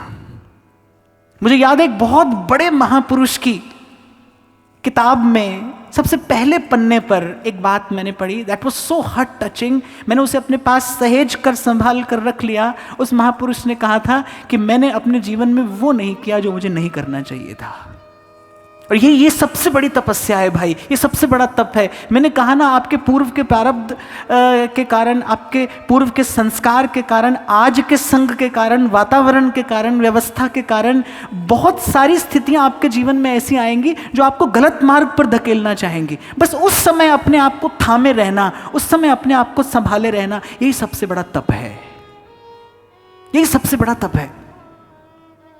हो सकता है आज जिस वातावरण में आप लोग रहते हैं, जिस समाज में आप लोग रहते हैं, वहाँ बहुत सारी चीज़ें ऐसी हों जो आपको किसी अन्यथा मार्ग पर ले जाने वाली हों। उस समय अपने आप को संभाल कर रखना, बचा कर रखना, यही सबसे बड़ा तप है। गीता में भगवान ने इसी अध्याय में कहा कि अर्जुन, सब यज्ञों में एक आत्म संयम नाम का यज्ञ है, माने जो नहीं करना चाहिए उसे नहीं करना। हमें हर स्थिति में वही करना है जो हमें करना चाहिए, जिसकी आज्ञा हमें शास्त्र देते हैं, जिसकी आज्ञा हमें गुरुजन देते हैं। अच्छा, भगवान ने एक और बात इस अध्याय में कही कि शुभ कर्म और शास्त्र सम्मत कर्म। अब शास्त्र पढ़ना यदि संभव न हो तो फिर मैं कहूँगा कि भाई श्रद्धा और विश्वास लेकर किसी महापुरुष के चरणों में जाकर बैठ जाइए। मुझसे अगर कोई पूछे ना कि जीवन की संपत्ति क्या है, क्या आपको समृद्ध बनाता है, किसी के लिए धन संपत्ति है, किसी के लिए पद प्रतिष्ठा संपत्ति है, और संपत्ति भी अनेक अनेक प्रकार की होती है। अच्छे मित्र संपत्ति हैं, आपके आसपास अच्छे लोग हैं, ये भी आपकी संपत्ति है। आप एक अच्छे वातावरण में, स्वस्थ वातावरण में जीवन यापन कर रहे हैं, ये भी आपकी संपत्ति है। संपत्ति बहुत प्रकार की होती है, सिर्फ आपकी तिजोरी में रखे पैसे ही आपकी संपत्ति नहीं है। अच्छे मित्र आपकी संपत्ति है। मुझसे कोई पूछे मेरी संपत्ति क्या है, तो कुछ पुस्तकें ऐसी हैं जिन्हें मैं अपनी संपत्ति मानता हूँ, जो मेरे जीवन में ज्योति स्तंभ बनकर खड़ी हुई, जिनके प्रकाश में मैंने यहाँ तक की यात्रा की। कुछ पुस्तकें ऐसी हैं जिन्हें मैं अपनी संपत्ति मानता हूँ, और संपत्ति की प्रकार धरोहर की तरह ही मैं उनकी सुरक्षा भी करता हूँ। तो मुझे ऐसा लगता है कि सब प्रकार की संपत्तियों में किसी जागृत महापुरुष के प्रति यदि आपकी निर्मल श्रद्धा है, तो ये सब संपत्तियों में सबसे श्रेष्ठ संपत्ति है। ये सबसे बड़ी संपत्ति है कि किसी जागृत महापुरुष के चरणों में आपकी विमल श्रद्धा है। क्योंकि इसी अध्याय में भगवान ने अर्जुन से एक बड़ी प्यारी, बड़ी मीठी बात कही। भगवान ने कहा, अर्जुन, वो परम फल तो मिलता है, लेकिन किसको मिलता है? श्रद्धावान लभते फलम। जिसके मन में श्रद्धा है। गीता को समझने के लिए भी मैं देखता हूँ कुछ लोग बहुत खींचातानी करते हैं। उन्हें गीता तो अच्छी लगती है, लेकिन वो श्री कृष्ण को भगवान, वो श्री कृष्ण को परम तत्व मानने में हिचकते हैं। इसलिए वो केवल बुद्धि की खींचातानी में रह जाते हैं। अरे गीता कहते कहते गीता के 18वें अध्याय में भगवान ने अर्जुन से कहा, अर्जुन मन्मना भव मद भक्ता मद्याजी माम नमस्कुरु। ये बड़ी अद्भुत घटना गीता में घटी कि अर्जुन प्रश्न पे प्रश्न करता चला जा रहा है और भगवान उत्तर पे उत्तर देते चले जा रहे हैं। अंत में भगवान ने अर्जुन से बड़े गंभीर शब्दों में कहा, अर्जुन मन्मना भव मद भक्ता मध्याजी माम नमस्कुरु। अर्थात अर्जुन, मुझ में मन लगा, तू मेरा भक्त हो, मुझे प्रणाम कर, मेरे प्रति भक्ति की भावना अपने मन में ला। और कहते हैं जैसे ही अर्जुन ये भाव अपने मन में लाया, अर्जुन के सारे प्रश्न समाप्त हो गए। गीता के 18वें अध्याय में भगवान ने ये बात कही। सारी गीता सुनाने के बाद भगवान कह रहे हैं, अर्जुन मुझ में मन लगा। इसका मतलब अर्जुन पहले मन नहीं लगा रहा था, लगा रहा था। वो मन भी लगा रहा था, वो बुद्धि भी लगा रहा था। लेकिन अगर किसी की कमी थी तो वो श्रद्धा और भक्ति की कमी थी। मैं देखता हूं गीता तो एक ऐसा ग्रंथ है भाई कि पूरे विश्व में बड़े बड़े विद्वानों ने इसकी बड़ी अद्भुत व्याख्याएं की हैं। बड़े बड़े चिंतकों, विचारकों ने गीता का चिंतन किया है, विचार किया है। पर मैं कई बार देखता हूं कि शायद वो वहां नहीं पहुंच पाते जहां गीता पहुंचाती है, क्योंकि वहां पहुंचने के लिए श्री कृष्ण के चरणों में विमल भक्ति होनी आवश्यक है। श्रद्धा किसे कहते हैं?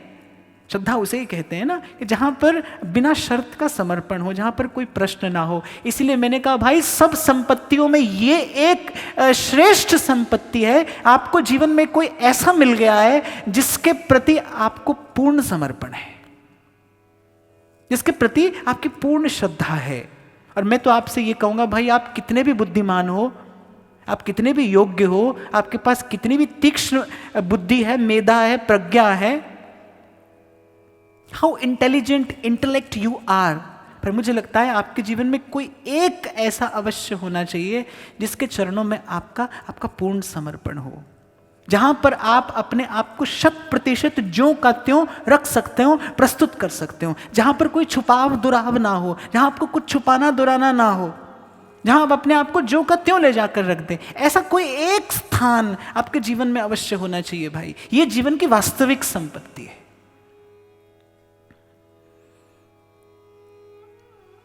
तो 2 विभाग कर्म के, पहला कहिए सकाम और दूसरा निष्काम, और फिर सकाम कर्म के 2 विभाग, शुभ कर्म और अशुभ कर्म। लेकिन निष्काम कर्म तक पहुंचने के लिए आवश्यकता है हमें अधिक से अधिक शुभ कर्मों में अपनी जीवनी शक्ति निवेशित करने की। और वो शुभ कर्म किया जाए तो केवल इसी भाव से किया जाए कि मेरी मति निष्काम हो, क्योंकि हमारे शास्त्रों में अनेक अनेक प्रकार के ऐसे कर्मों का वर्णन है जो आपको बड़े सुंदर सुंदर प्रलोभन देंगे, स्वर्ग मिलेगा और अमुक वस्तु मिलेगी, अमुक सिद्धि मिलेगी। ऐसे कर्मों की बात भी भगवान ने गीता में कही है। भगवान ने कहा अर्जुन, अनेक अनेक देवताओं को निवेदित करने वाले अनेक अनेक कर्म हैं जो जीवन में अनेक अनेक प्रकार की बड़ी बड़ी सिद्धियां, बड़े बड़े चमत्कार और वैभव प्रदान करने वाले हैं। पर भगवान ने कहा अर्जुन, वो मुक्त कराने वाले नहीं हैं, वो तुम्हें संन्यास की उस अवस्था तक ले जाने वाले नहीं हैं, वो स्वतंत्रता प्रदान करने वाले नहीं है, वो वास्तविक प्रसन्नता देने वाले कर्म नहीं है। इसीलिए मैंने कहा करना तो शुभ कर्म ही है, क्योंकि आज हम जहां खड़े हैं, बीइंग अ स्टार्टर, आज हमें जहां से शुरुआत करनी है, हमें शुरुआत शुभ कर्म से ही करनी है। लेकिन वो शुभ कर्म हमें क्यों करना है? कि हमारी मति निष्काम हो, हमारी मति निष्काम हो। संत कहते हैं ना, जो सुख दुख लगे रहे देह सो, मिट जाई और लोक बढ़ाई, संगत साधु वृंदावन कानन, तुव गुण गानन माज विहाई, और छवि कंज चरण तिहारे बसऊं, देहु यह ध्रुव को ध्रुवताई। इसीलिए कोई सीधे माला लेकर अगर भजन में आज नहीं बैठ रहा है, उसे शुभ कर्म में लगाइए। उसका शुभ कर्म उसके जीवन में सात्विकता लेकर आएगा, पवित्रता लेकर आएगा, पवित्र विचार लेकर आएगा। भक्ति करने के लिए तो भाई बड़ी श्रेष्ठ योग्यता चाहिए। कबीर तो कहते हैं, कामी क्रोधी लालची इन पे भक्ति ना होए, भक्ति करे कोई सूरमा जाति बरन कुल खोए। जैसे हमने सन्यासी का गलत अर्थ ले लिया, धर्म का गलत अर्थ जान लिया, कर्म को समझने में भूल हुई, ऐसे हमने भक्ति को समझने में भी बड़ी भूल की। इस शब्द को समझने में भी बड़ी भूल हुई हमसे। हमने क्रिया को भक्ति समझ लिया, हमने किसी व्यवस्था को भक्ति समझ लिया, पर भक्ति के लिए तो बड़ी श्रेष्ठ भूमिका की आवश्यकता है। कबीर कह रहे, कामी क्रोधी लालची इन पे भक्ति ना होए, भक्ति करे कोई सूरमा और जाति बरन कुल खोए। भक्ति तक तो उस अवस्था तक तो भाई आपको मुझे पहुंचना है ना। अभी तो हम जहां खड़े हैं हमें यहीं से आरंभ करना है। आरंभ शुभ कर्म से करिए, सत्कर्म से करिए। इसीलिए मैं आपसे कहता हूं भाई, मैं त्याग वाला व्यक्ति नहीं हूं, मैं त्याग की बात नहीं करता, मैं तो सदुपयोग की बात करता हूं। तन से, मन से, बुद्धि से, साधन से, जो भी आपके पास में है उसका सदुपयोग करिए। देखो भाई, 2 धरातल हैं जीवन जीने के, एक स्वार्थ है और एक परमार्थ है। मैं आप आज हम सभी स्वार्थ के धरातल पर खड़े हैं, परमार्थ की ओर हमें जाना है। और स्वार्थ से परमार्थ की यात्रा के बीच में अगर कुछ है तो वो सेवा है। यही रहस्य भगवान ने अर्जुन को बताया। और भगवान ने अर्जुन से कहा कि अर्जुन जा, किसी तत्वज्ञानी के पास जा, कर्म का रहस्य जान। इस कर्म के रहस्य को जाने बिना तो मुक्त नहीं हो सकता। अर्जुन ने सोचा कि भाई मैं युद्ध से भाग जाऊं, युद्ध से बच जाऊं। आपको लगता है कि थोड़ी सी भूमि के लिए या राजपाट के लिए भगवान ने अर्जुन को युद्ध में प्रवृत्त कराया होगा? क्या केवल राज्य प्राप्त करने के लिए भगवान ने अर्जुन से कहा होगा कि युद्ध कर? ना, भगवान ने अर्जुन को कर्म का रहस्य बताया कि अपने कर्तव्य से भागकर मुक्त नहीं हुआ जा सकता, जागकर मुक्त हुआ जा सकता है। इसीलिए मैं बार बार आपसे कहता हूं भाई, आप जहां हो, जिस व्यवस्था में हो, वहीं से अपनी यात्रा आरंभ करो। आपको किसी की तरफ नहीं देखना है, किसी से आपकी कोई प्रतियोगिता प्रतिस्पर्धा नहीं है, किसी से आपकी कोई होड़ या दौड़ नहीं लगी है। और भगवान कोई अचीवमेंट या ट्रॉफी नहीं है कि आप दौड़कर किसी दिन अचीव कर लेंगे। ऐसी कोई व्यवस्था नहीं है। जहां आप हैं, जो आपको प्रारब्ध से मिला है, सबसे पहले उसको स्वीकार करिए। हाँ, आपके आपके जीवन में बड़ी खुली स्वीकृति हो उसकी, उसको स्वीकार करिए और प्रसन्नता पूर्वक स्वीकार करिए। सबसे पहले संतोष हो आपके जीवन में और वहीं से अपनी यात्रा आरंभ करिए। जो भी आपके पास है, जो भी आपके पास है उसका सदुपयोग करना आरंभ करिए। और यदि आप ये नहीं कर पाते तो फिर स्मरण रखिएगा, स्मरण रखिएगा, कर्म के द्वारा उत्पन्न ऊर्जा आपको पुनः कर्म की ओर ही लेकर जाएगी।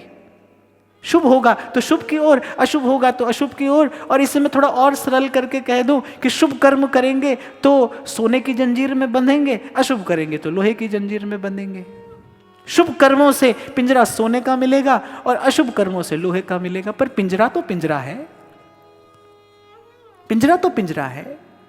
ध्यान रखना, यात्रा स्वार्थ से परमार्थ की ओर है। इस जीवन रूपी रहस्य को सुलझाने के लिए एक सूत्र भगवान ने आपके मेरे हाथ में दिया है, कर्म।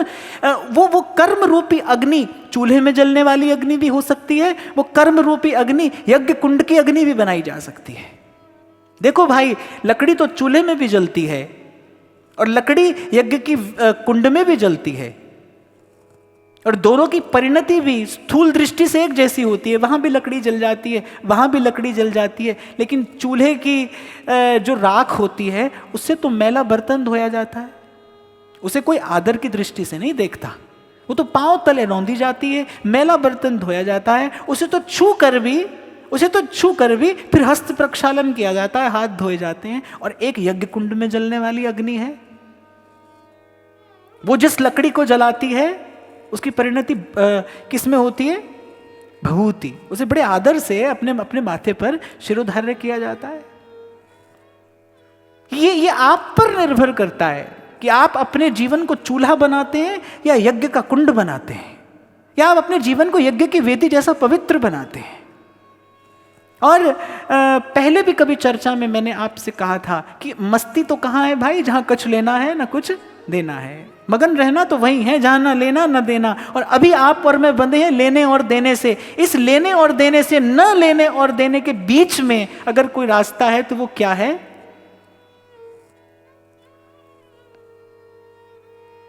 थोड़ा लेकर और अधिक देना। कुछ नहीं चाहिए मुझे, कुछ नहीं चाहिए, नहीं हमें कुछ नहीं चाहिए, झूठी बात है भाई, ये बिल्कुल झूठी बात है। साधु संत ऐसे झूठ नहीं बोलते, वो ऐसे झूठ नहीं बोलते। सब छोड़ दिया हमने, अब हमें कुछ नहीं चाहिए।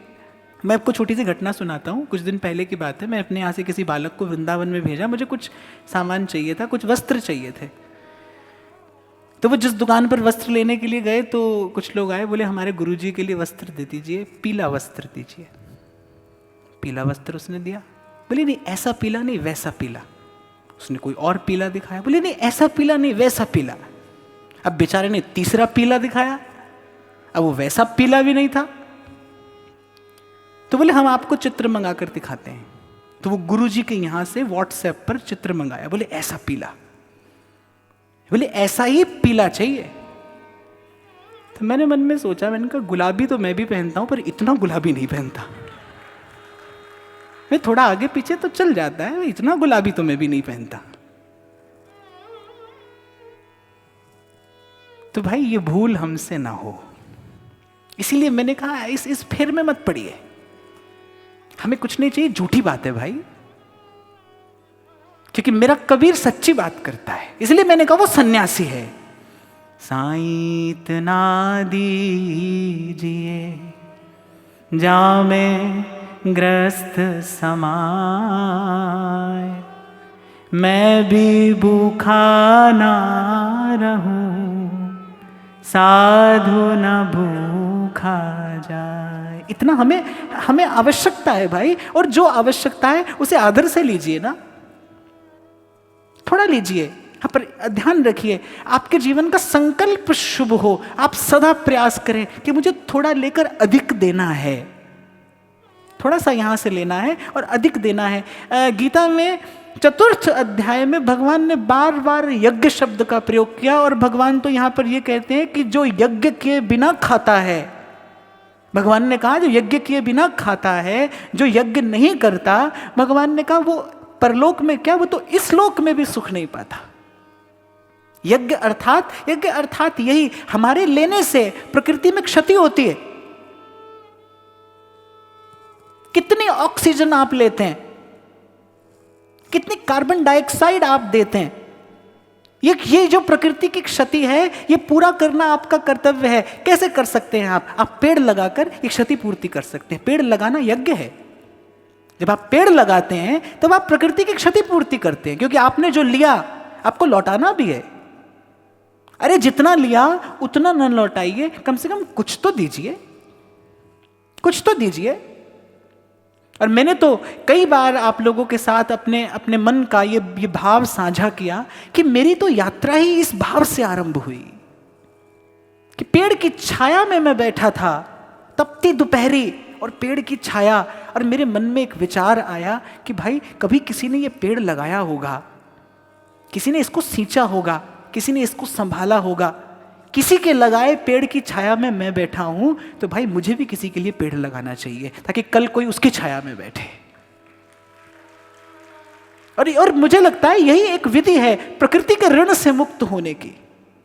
और एक और बात मैं आपको यहां पर कह दूं भाई, प्रकृति के ऋण से मुक्त हुए बिना आप जा नहीं पाएंगे, आपको फिर लौट कर आना पड़ेगा। इसीलिए मैंने पूर्व में आपसे कहा जो कार्य आपको कल करना है उसे आज ही क्यों नहीं कर लिया जाए, क्योंकि कल भी आप ही को करना है।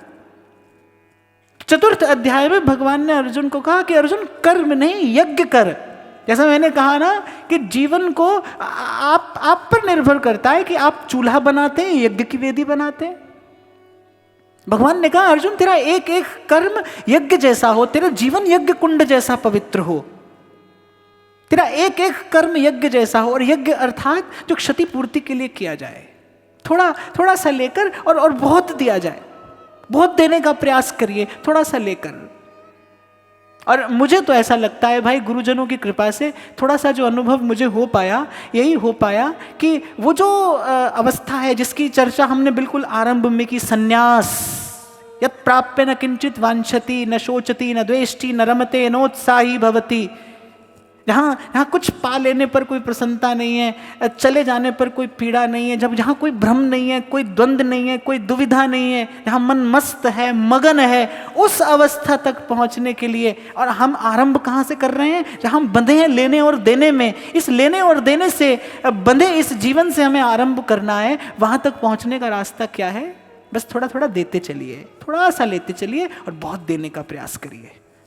और कई बार आपसे इस बात पर चर्चा हुई, आज फिर दोहरा देता हूं, कुछ ना हो देने के लिए तो सद्भाव तो देते ही चलिए। सब सोहित निष्काम मति, सद्भाव तो देते ही चलिए। अरे और कुछ नहीं तो मैं तो कई बार ये कहता हूं, अरे मुस्कुराते तो रहिए, कम से कम मुस्कुराइए तो। किसी को एक मीठी सी मुस्कान दे दीजिए। अरे और कुछ नहीं तो अपने घर के जो सेवक सहयोगी हैं उनको आदर दे दीजिए, उनको सम्मान दे दीजिए। 2 मीठे बोल तो आप दे ही सकते हैं। प्रकृति में आपके द्वारा सकारात्मकता का प्रसार हो। कई बार हम लोग चर्चा करते हैं कि आप अपने साथ कुछ लिए चलते हैं, your aura, You carry a particular kind of vibe with you. आप अपने साथ कुछ लिए चलते हैं। मैं कई बार आपसे कहता हूं, आप इस दुनिया में सिर्फ दिखाई नहीं देते, आप महसूस भी किए जाते हैं। कोई आपको महसूस करता है। आप किसी के पास आए ना तो किसी को शीतलता का अनुभव हो, किसी को प्रसन्नता का अनुभव हो। 2 घड़ी आप किसी से मिले तो अपने जीवन की खुशबू आप उसे दिए चले। कम से कम इतना तो हो, प्रसन्न तो रहिए, मुस्कुराते तो रहिए। निवेदन करने का भाव मेरा यह है कि देने की भावना हमारे जीवन में हो, ये सेवा का भाव हमारे जीवन में हो, रच बस जाए ये भाव हमारे जीवन में। और जहां से ये चर्चा आरंभ हुई, भाई कर्म करना हमारी विवशता है और कर्म करेंगे तो उससे एक विशेष प्रकार की ऊर्जा भी उत्पन्न होगी। वो शुभ भी हो सकती है, अशुभ भी हो सकती है। शुभ और अशुभ दोनों से बचने का एक तरीका है कि कर्म को कर्म न कहकर सेवा कहकर निवेदन किया जाए, अपने लिए ना करके प्रभु के निमित्त, प्रभु के प्रसन्नार्थ, प्रभु के प्रीत्यार्थ वो कर्म, वो भाव निवेदन किया जाए। और भगवान ने अर्जुन से इस अध्याय में ये भी बात कही, अर्जुन जो मुझे तत्व से जान लेता है वही इस कर्म के बंधन से मुक्त हो पाता है। और भगवान को तत्व से जानना अर्थात भगवान को पूर्ण रूप से जान लेना। और जिन संतों ने, और मैंने अभी आपसे निवेदन किया ना कि जो स्वयं न जाना जा सके उसे महापुरुषों से जानना चाहिए। शास्त्र पढ़ने की समझ ना हो, शास्त्र पढ़ने की व्यवस्था ना हो, शास्त्र पढ़ने का समय ना हो, तो फिर गुरुजनों से आज्ञा लीजिए। गुरु की आज्ञा ही शास्त्र की आज्ञा है। फिर गुरुजनों से आज्ञा लीजिए। देखो भाई, बुद्धिमान लोग यहाँ पर बैठे हैं, प्रत्येक आयु के, प्रत्येक वर्ग के, विचार के, प्रत्येक संप्रदाय के लोग यहाँ बैठे हैं। एक बात सबको माननी पड़ेगी कि जानने का आरंभ मानने से ही होता है। और मानना भी कैसा? बिना शर्त का मानना। ए, बी, सी, ये किसी ने आपको कभी बताया था कि इसे आप ए कहते हैं, इसे आप बी कहते हैं, इसे आप सी कहते हैं, और आपने उसको ज्यों का त्यों मान लिया था। बस वहीं से आपने भाषा को जानना और समझना आरंभ किया। वस्तु सामने पड़ी हो, लेकिन यदि उसे कोई दिखाने वाला ना हो, उसे कोई लखाने वाला ना हो, तो उससे अपरिचय रहता है। ऐसे ही भगवान तो भीतर भी हैं और बाहर भी हैं। वो तो भीतर बाहर भी है, और मुझे तो लगता है हमारे भीतर भगवान नहीं है, हम भगवान में हैं।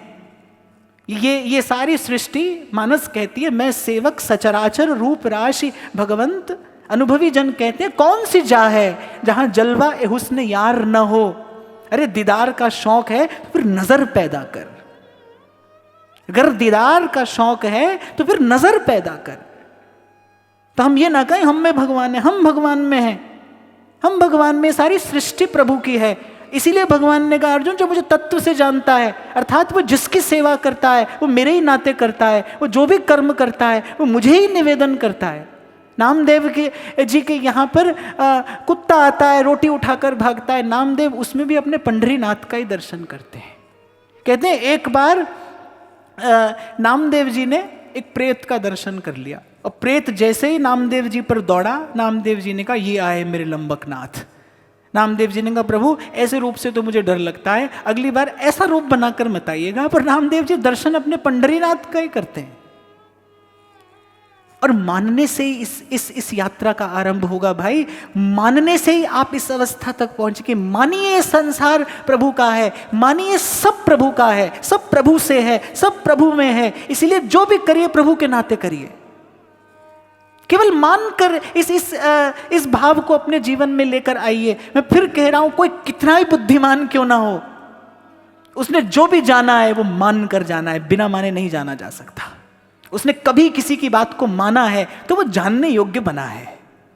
ऐसे ही प्रभु को जानने के लिए पहले गुरुजनों की बात माननी पड़ती है। और भगवान ने यही श्लोक कहा, भगवान ने अर्जुन से कहा कि अर्जुन इस कर्म का रहस्य जा किसी तत्वज्ञानी के पास जाकर जान समझ।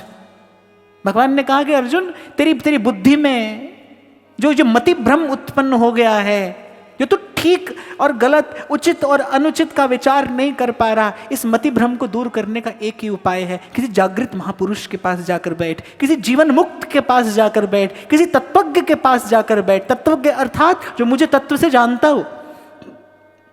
भगवान ने कहा जो मुझे तत्व से जानता हो, ऐसे किसी तत्वज्ञ महापुरुष के पास जाकर बैठ, क्योंकि कर्म के इस बंधन से मुक्त होने का मार्ग भी कर्म ही है, पर निष्काम कर्म। इसलिए आरंभ की पंक्ति मैंने आपसे कही, इस अध्याय के नाम में ही इस अध्याय का सार निहित है। भगवान कह रहे ज्ञान कर्म संन्यास योग, अर्थात ज्ञान युक्त कर्म ही व्यक्ति को मुक्त कराने वाला है, जीवन मुक्त कराने वाला है।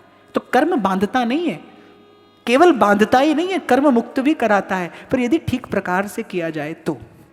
और मैंने कहा ना भाई, कर तो आप और मैं रहे ही हैं और करते रहेंगे, क्योंकि करना आपकी मेरी विवशता है।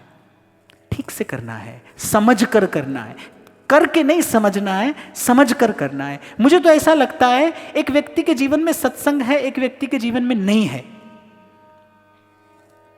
भेद प्रकट कहां होगा? जिसके जीवन में सत्संग होगा ना, उसके जीवन में थोड़ा विवेक भी होगा, वो करने से पहले सावधान होगा।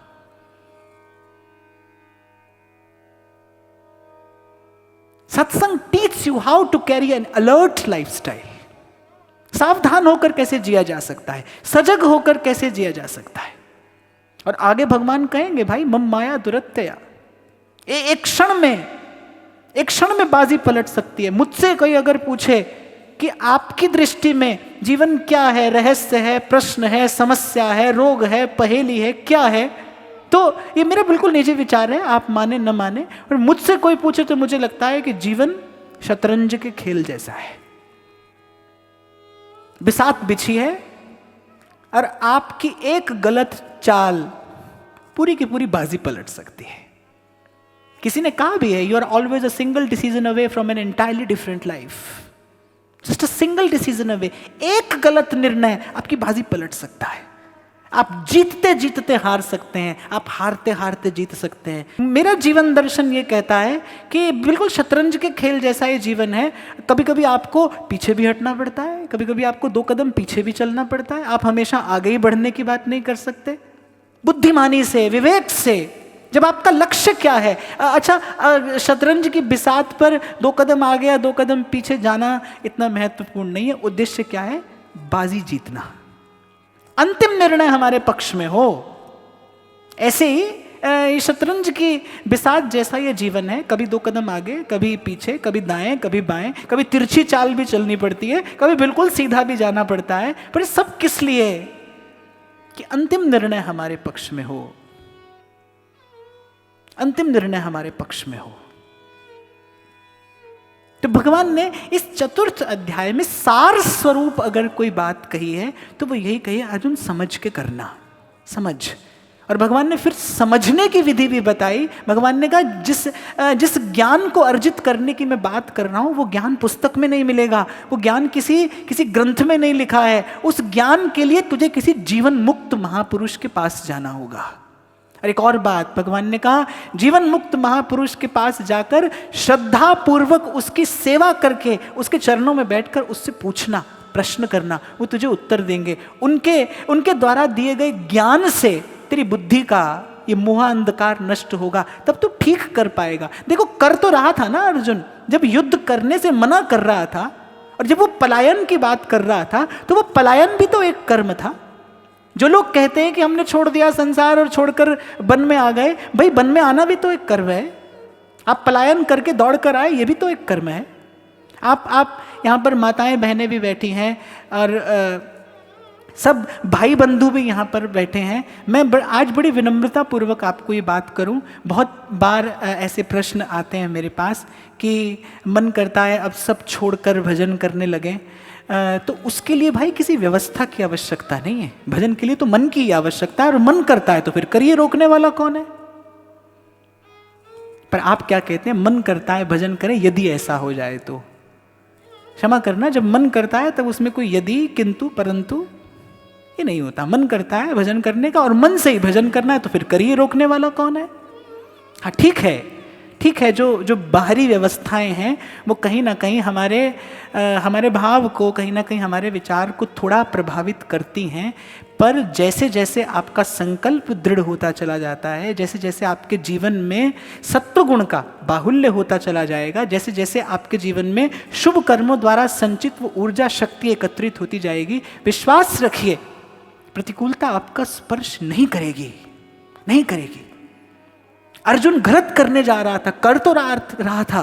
अर्जुन को लगा कि शायद मैं इस कर्म से बचकर भाग जाऊंगा तो कर्म बंधन से मुक्त हो जाऊंगा, कर्म फल से मुक्त हो जाऊंगा। भगवान ने कहा, अर्जुन यदि तू युद्ध क्षेत्र से भाग कर जाता है तो तू न करने योग्य कर्म करेगा और इसका परिणाम और अधिक भयंकर और अधिक विभत्स होगा। इसलिए 4th अध्याय के अंत में भगवान ने कहा, उठ और अपने आप को युद्ध करने के लिए तैयार कर।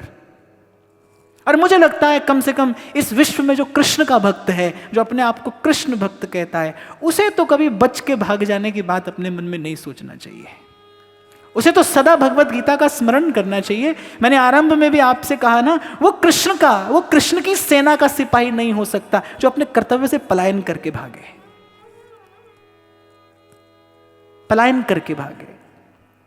अब मैं तो कहता हूं भाई, मुझे तो ये त्याग शब्द कभी ठीक जचता ही नहीं। क्या अर्थ होता है त्याग का? अरे फल पक जाता है, डाली अपने आप छोड़ देती है। वो त्याग नहीं करती, वो छूट जाता है। श्रेष्ठ वस्तु मिलेगी, ये सब स्वतः छूट जाएगा, सहज में छूट जाएगा। और जैसा अभी आपको छोटा सा उदाहरण दिया ना मैंने, व्यक्ति यहाँ से त्याग करके जाता है, वहाँ जाकर और अधिक आग्रह से कुछ और पकड़ लेता है। मैं अपने ही घर में घटी एक घटना बताता हूँ। उत्तराखंड से कोई आए साधु हमारे यहाँ पर, भोजन था उनका, तो उनको आने में यात्रा में थोड़ा विलंब हो गया। 11 साढ़े 11 बजे वो पहुँचे, तो कहने लगे कि अब भोजन का तो समय नहीं है, मैं थोड़ा अल्पाहार कर लूँगा। तो अब घर में संत लोग आते थे, तो जैसा संतों का सत्कार हमसे बन पड़ता था वैसा भाव हमने निवेदन किया। तो कुछ चांदी के पात्र थे जिसमें हमने उनको अल्पाहार दिया। तो बोले नहीं चांदी के पात्र में मैं नहीं पाता हूँ, मैं तो कांसे के ही पात्र में पाता हूँ। अब भाई रात को 12 बजे कांसे का पात्र कहाँ से लेकर आए? अब बड़ा झंझट। अब महात्मा जी भूखे रह जाएं ये भी बड़ी चिंता है। अब भाई जैसे तैसे करके कांसे का एक आध पात्र हमने व्यवस्था किया और उन्होंने उसमें प्रसाद पाया। अब ये भाई त्याग नहीं है, आपने एक वस्तु का आग्रह छोड़ा तो आपने दूसरी वस्तु का आग्रह कर लिया। बड़ी बात है आग्रह छूटे, आग्रह छूटे। हमें ऐसे भी वाह है, हमें वैसे भी वाह है। जैसे ही बड़ी बात यह है कि संसार का जो मोल है ना हमारे मन में, हमारी बुद्धि में, वो जो संसार की मूल्य बुद्धि है, वो जो संसार की महिमा है, वो महिमा समाप्त हो। अरे जब ये ऐसे भी असत्य है और ये वैसे भी असत्य है, फिर किसी एक पक्ष को क्यों पकड़ना है? आप घर में रहो तो भी संसार स्वप्न है, आप वन में जाकर रहो तो भी संसार स्वप्न है, आप यहां रहो तो भी स्वप्न, आप वहां रहो तो भी स्वप्न, आप जो पहनकर बैठे हैं ये पहनकर भी ये संसार स्वप्न ही है भाई। और आप मेरे जैसा वस्त्र पहनकर बैठ जाए तो भी संसार स्वप्न ही है। वहां बैठे हैं तो भी स्वप्न है, मैं यहां बैठा हूं तो भी स्वप्न है। प्रभु कृपा करें कभी किसी दिन आप यहां पर बैठ जाएं, मुझे वहां पर बैठने का अवसर मिल जाए तो भी संसार स्वप्न ही है।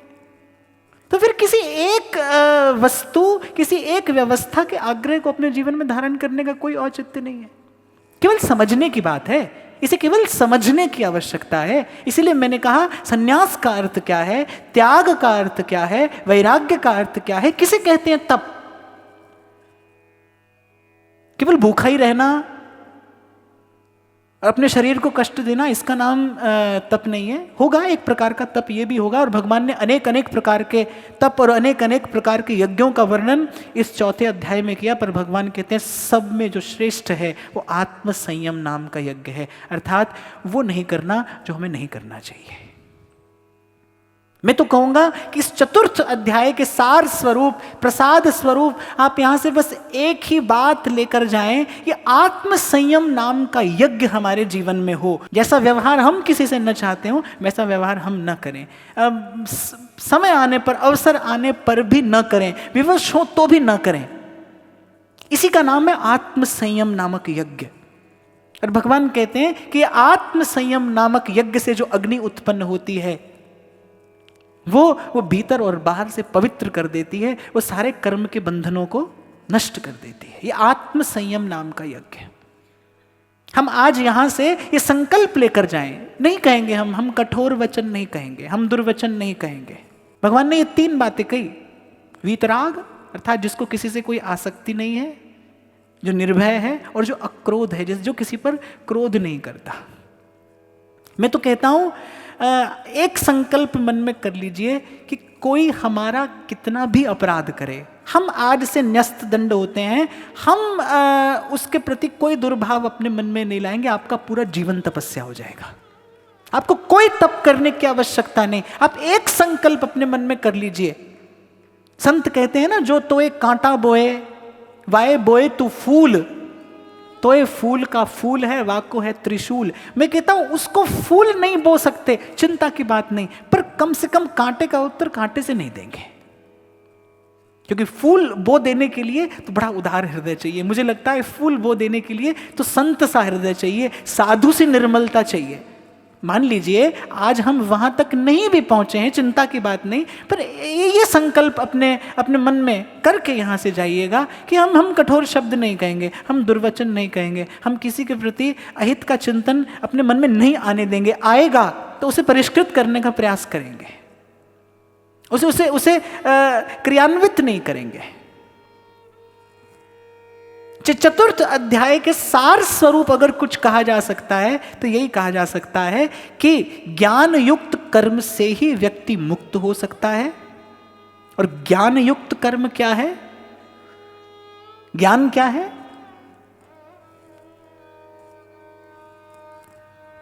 मैं चाहूंगा श्रोता में से कोई व्यक्ति उत्तर दे, ज्ञान क्या है?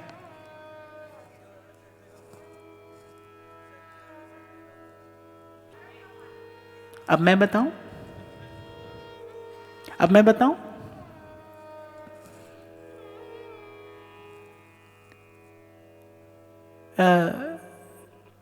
मेरे पास अपना अनुभव तो नहीं है, पर मैंने कहा कि या तो कोई स्वयं जान ले या किसी संत की बात मान ले। तो स्वयं जानने की योग्यता तो मुझ में नहीं है, संत की बात मानकर मैं आपसे कहता हूं, संत की बात मानकर मैं आपसे कहता हूं, परम ज्ञान क्या है कि जी जंत सब तुद उपाय और जित जित पाणा तित तित लाए।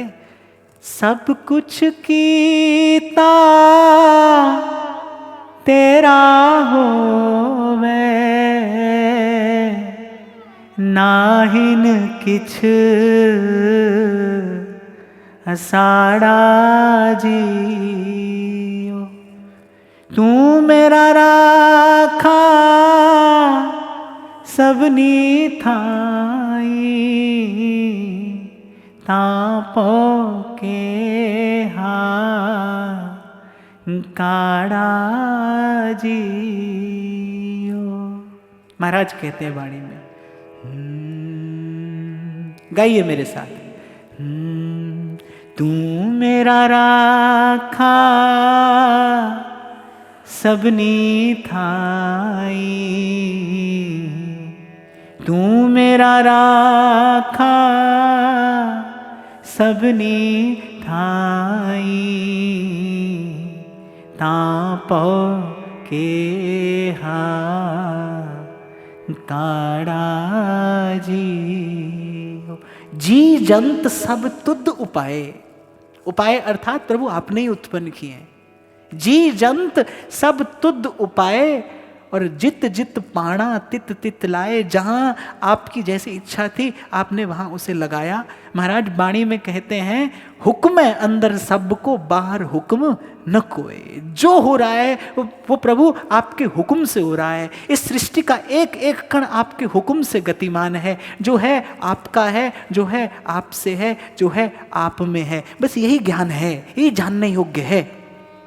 और इस ज्ञान युक्त होकर कर्म करना, जब आप इस ज्ञान से युक्त होकर कर्म करेंगे, फिर कबीर कहते हैं साईं के सब जीव हैं कीड़ी कुंजर दोए। बोले छोटा भी उसका और बड़ा भी उसका।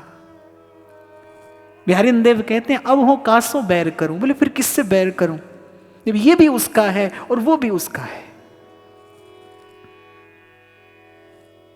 जब गांधारी ने श्री कृष्ण को श्राप दिया कि तुम चाहते तो ये महाभारत का युद्ध रुक सकता था, तुम चाहते तो मेरा कुल नष्ट ना होता, तुम चाहते तो मैं निपुती ना खड़ी होती आज तुम्हारे सामने। मैं तुम्हें श्राप देती हूं कि तुम्हारी आंखों के सामने तुम्हारा कुल भी इसी प्रकार परस्पर वैर भाव की अग्नि में दग्ध होकर नष्ट हो जाएगा। श्री कृष्ण मुस्कुराए। श्री कृष्ण ने कहा माता श्राप तो मैं स्वीकार करता हूं, पर सत्य तो यह है कि प्रहार करने वाला भी मैं ही था और प्रहार सहने वाला भी मैं ही था। मेरे अतिरिक्त कोई नहीं था।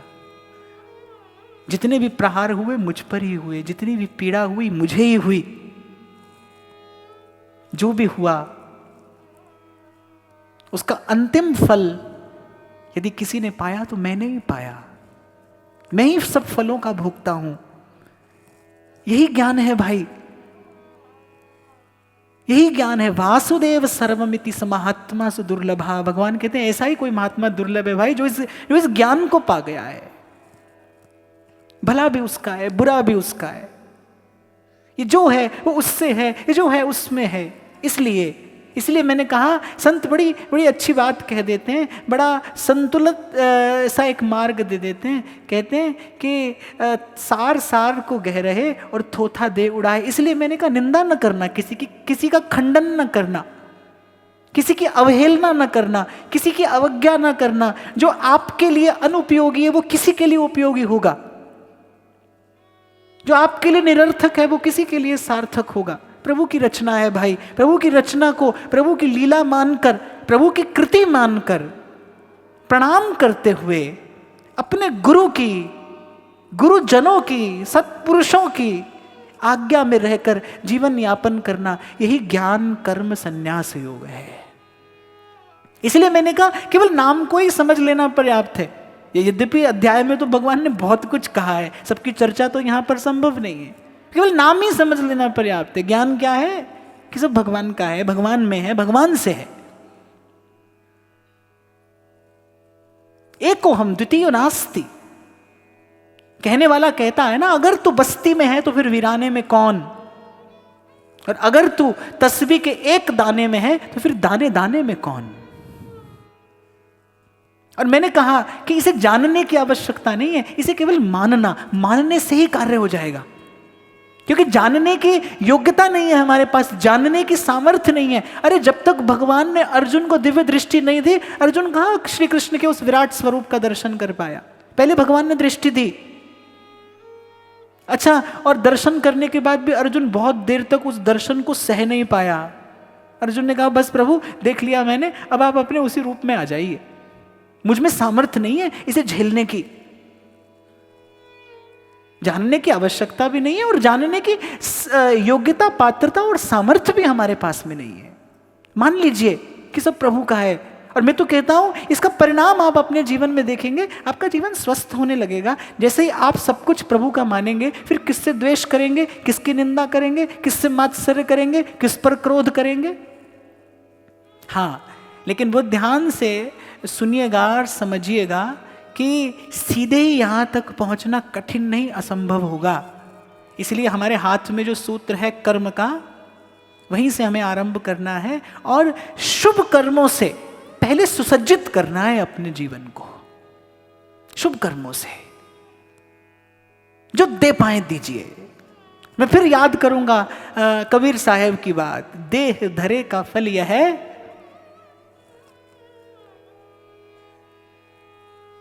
देखो देने की बात आप कैसे थोड़े थोड़े मंदे मंदे शब्दों में कहते हैं।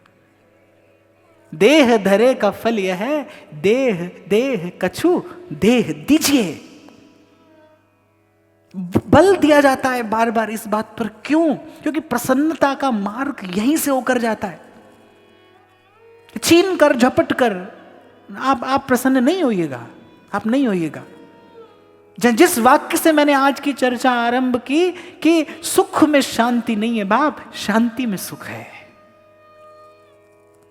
जब तक इस जीवन रूपी प्रश्न का उत्तर नहीं मिलता, जब तक इस रहस्य से पर्दा नहीं उठता, तब तक शांति नहीं, तब तक सुखानुभूति नहीं। और इस प्रश्न का उत्तर जानने की यही विधि है।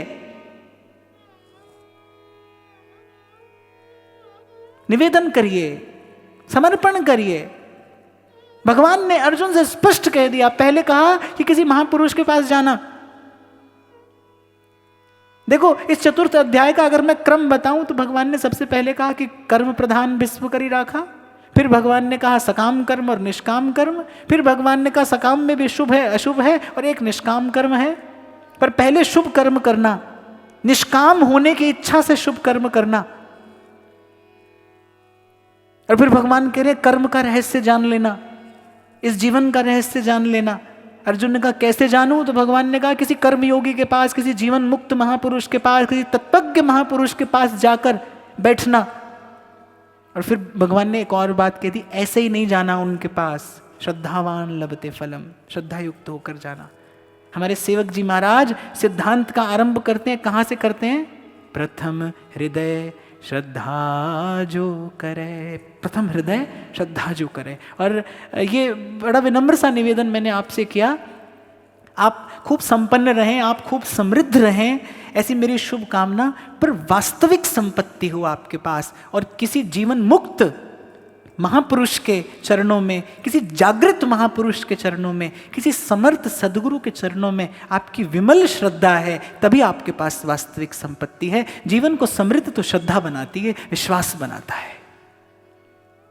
भगवान ने कहा कि ऐसे ही नहीं जाना कि जाकर बैठ गए, प्रश्न भी उधार का है, कोई लेकर चला गया और प्रश्न भी हमारे पास में उधार का है। भगवान ने कहा ऐसे नहीं, जिज्ञासा लेकर जाना, जानने की इच्छा लेकर जाना।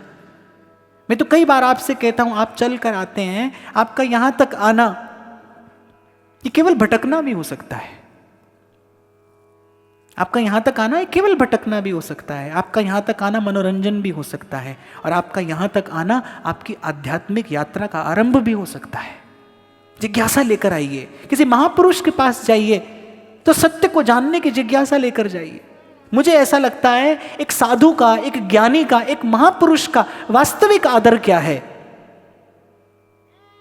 अब आप एक डॉक्टर के पास गए, आपने कहा कि बस ये देखने आए थे आपने क्या पहना है, तो मुझे तो लगता है ये तो डॉक्टर के समय की, उसकी विद्या की अवज्ञा है, अवहेलना है। और क्षमा करना भाई, किसी का समय नष्ट करना भी एक प्रकार की हिंसा करना ही है। यदि आप किसी का समय नष्ट करते हैं तो आप एक प्रकार की हिंसा ही कर रहे हैं। मेरा समय के प्रति, अनुशासन के प्रति इतना आग्रह क्यों रहता है? केवल इसीलिए कि आप अपने जीवन की सबसे अमूल्य वस्तु देने के लिए मुझे यहां आए हैं, समय जिसकी भरपाई कोई भी नहीं कर सकता। मुझे ऐसा लगता है किसी भी वस्तु की क्षतिपूर्ति की जा सकती है, समय की क्षतिपूर्ति नहीं की जा सकती। साधु का वास्तविक आदर क्या है, एक संत का वास्तविक आदर क्या है कि उसके पास जो वस्तु है उसे ही ग्रहण करने के लिए आप उसके पास में जाएं। ऐसे अकारण आते हैं लोग, महाराज जी कभी घर आइए। क्यों आइए? बस ऐसे ही हमारे घर आइए। क्षमा करना भाई, ऐसे संतों को नहीं बुलाना चाहिए। आपके घर में कोई प्रभु का उत्सव हो, कोई ऐसा शुभ संयोग हो, बुलाइए। और क्यों बुलाइए? यदि आपके मन में उनसे वो वस्तु प्राप्त करने की जिज्ञासा हो जो उनके पास में है। ये बड़ा महत्वपूर्ण बिंदु अंत में भगवान अर्जुन को कहते हैं कि अर्जुन, किसी जीवन मुक्त महापुरुष के पास जाना। और मुझे तो लगता है कि 4 अध्याय का सार ही भगवान ने अर्जुन को यह बताया कि अर्जुन, जीवन का रहस्य किसी जीवन मुक्त महापुरुष से ही समझा जा सकता है, ना किसी ग्रंथ से, ना किसी पंथ से, ना पोथी से, ना किताब से, ना किसी और विधि से, किसी महापुरुष से ही समझा जा सकता है। और भगवान ने कहा कि महापुरुष के पास श्रद्धा की संपत्ति लेकर जाना, विनय के आसन पर बैठना, श्रद्धा की संपत्ति लेकर जाना, और जिज्ञासा से अपना श्रृंगार करके जाना, पूछने योग्य प्रश्न पूछना। बुरा मत मानना, पर ऐसा कह देते हैं ना आप कि आप कभी घर आइए। मैंने तो भाई बरसों पहले नियम लिया था, मैं अपने घर बुलाऊंगा भी नहीं और आपके जाऊंगा भी नहीं। हाँ, क्योंकि जीवन मुक्त एक संत के मुख से एक विचार कभी मिला था, बोले जीवन का अनादर करने वाला जीवन धन की प्राप्ति कभी नहीं कर सकता, और जो अपना समय व्यर्थ कमाता है वो जीवन का अनादर करता है, और जो जीवन का अनादर करे उसे जीवन धन से मिलना संभव नहीं। अरे आपका मेरा ये सत्संग का संबंध है, बना रहे, बढ़ता रहे, आपके मेरे जीवन में प्रभु की कृपा बरसे, मैं भी अपने घर पहुंचूं, आप भी अपने घर पहुंचो, इसलिए ये यात्रा है। हम अपने अपने घर पहुंचे, जहां के लिए सूरदास कहते हैं, जैसे उड़ी जहाज को पंछी पुनी जहाज पे आवे। प्रभु की कृपा इतनी ही बहुत है भाई कि प्रभु ने आपका मेरा संयोग बना दिया। ये प्रभु की कृपा ही बहुत है। ये सत्संग के क्षण, यही आपकी मेरी अमूल्य संपत्ति है। बस इसी का ही संचय करना है।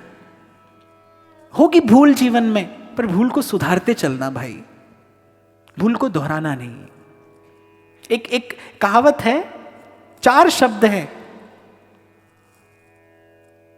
But these are powerful words. किसी ने कहा कि we repeat what we don't repair.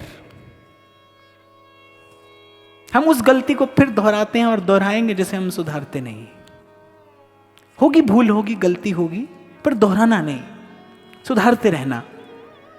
और भगवान ने कहा कि किसी जीवन मुक्त महापुरुष के चरणों में जाकर श्रद्धा से बैठना, जिज्ञासा लेकर जाना, जो उसके पास है वही प्राप्त करने का प्रयास करना। और मैं फिर कह रहा हूं भाई, साधु का वास्तविक आदर यही है कि उसके चरणों में जिज्ञासा रखी जाए कि मेरा जीवन उत्थान कैसे हो, मेरा कल्याण कैसे हो, मेरा मंगल कैसे हो, मैं अपने लक्ष्य तक कैसे पहुंचूं, मैं अपने उद्देश्य तक कैसे पहुंचूं। यही साधु का वास्तविक आदर है भाई।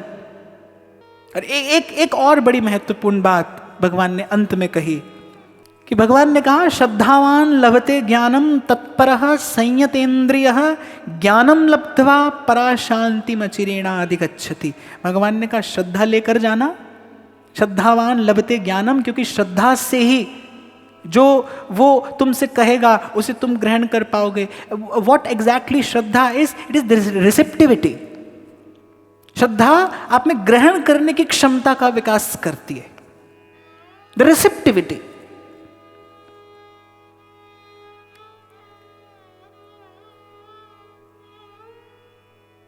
जैसे यहां पर तरंगे हैं, जैसे यहां पर तरंगे हैं, आपकी जेब में मोबाइल फोन भी रखा है, पर अनुकूल तरंगों को पकड़ने के लिए there should be a SIM card, an activated SIM card, correct? ऐसे ही आप भी हैं और महापुरुष भी है, पर वो श्रद्धा रूपी सिम कार्ड होना चाहिए, एक्टिवेटेड। और श्रद्धा भी जीवंत श्रद्धा हो। कभी कभी श्रद्धा भी ऐसे ही बोझिल सी श्रद्धा होती है, ऐसे ही सीखी सी श्रद्धा, किसी से सीख लिया ऐसे होता है, किसी के सामने ऐसे जाना चाहिए, ऐसे झुकना चाहिए। ना ना ना, जिज्ञासा, वैसी श्रद्धा, विमल श्रद्धा, निर्मल श्रद्धा। हम बिल्कुल शुभ लक्ष्य लेकर, पवित्र उद्देश्य लेकर आपके पास में आए हैं। हमारा कोई और उद्देश्य नहीं, हम कोई संसार की चर्चा करना नहीं चाहते, हम कोई संसार की वार्ता नहीं करना चाहते।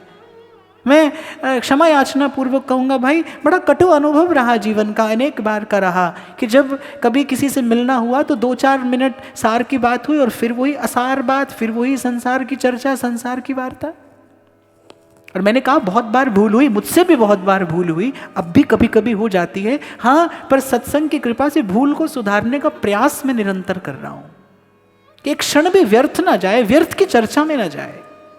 मेरी चर्चा, मेरे शब्द, मेरे भाव कहीं ना कहीं प्रभु के निकट रहें, प्रभु के आसपास रहें, भगवत भाव के निकट रहें। और इसी क्रम में बहुत लोग रूठ भी गए, आज भी रूठ जाते हैं, पर कोई बात नहीं, कोई बात नहीं। कभी कभी आपको बड़े लाभ के लिए थोड़ी हानि करानी पड़ती है और करा देनी चाहिए। कभी कभी ऐसा करना पड़ता है और कर देना चाहिए, पर आपका लक्ष्य आपके सामने हो।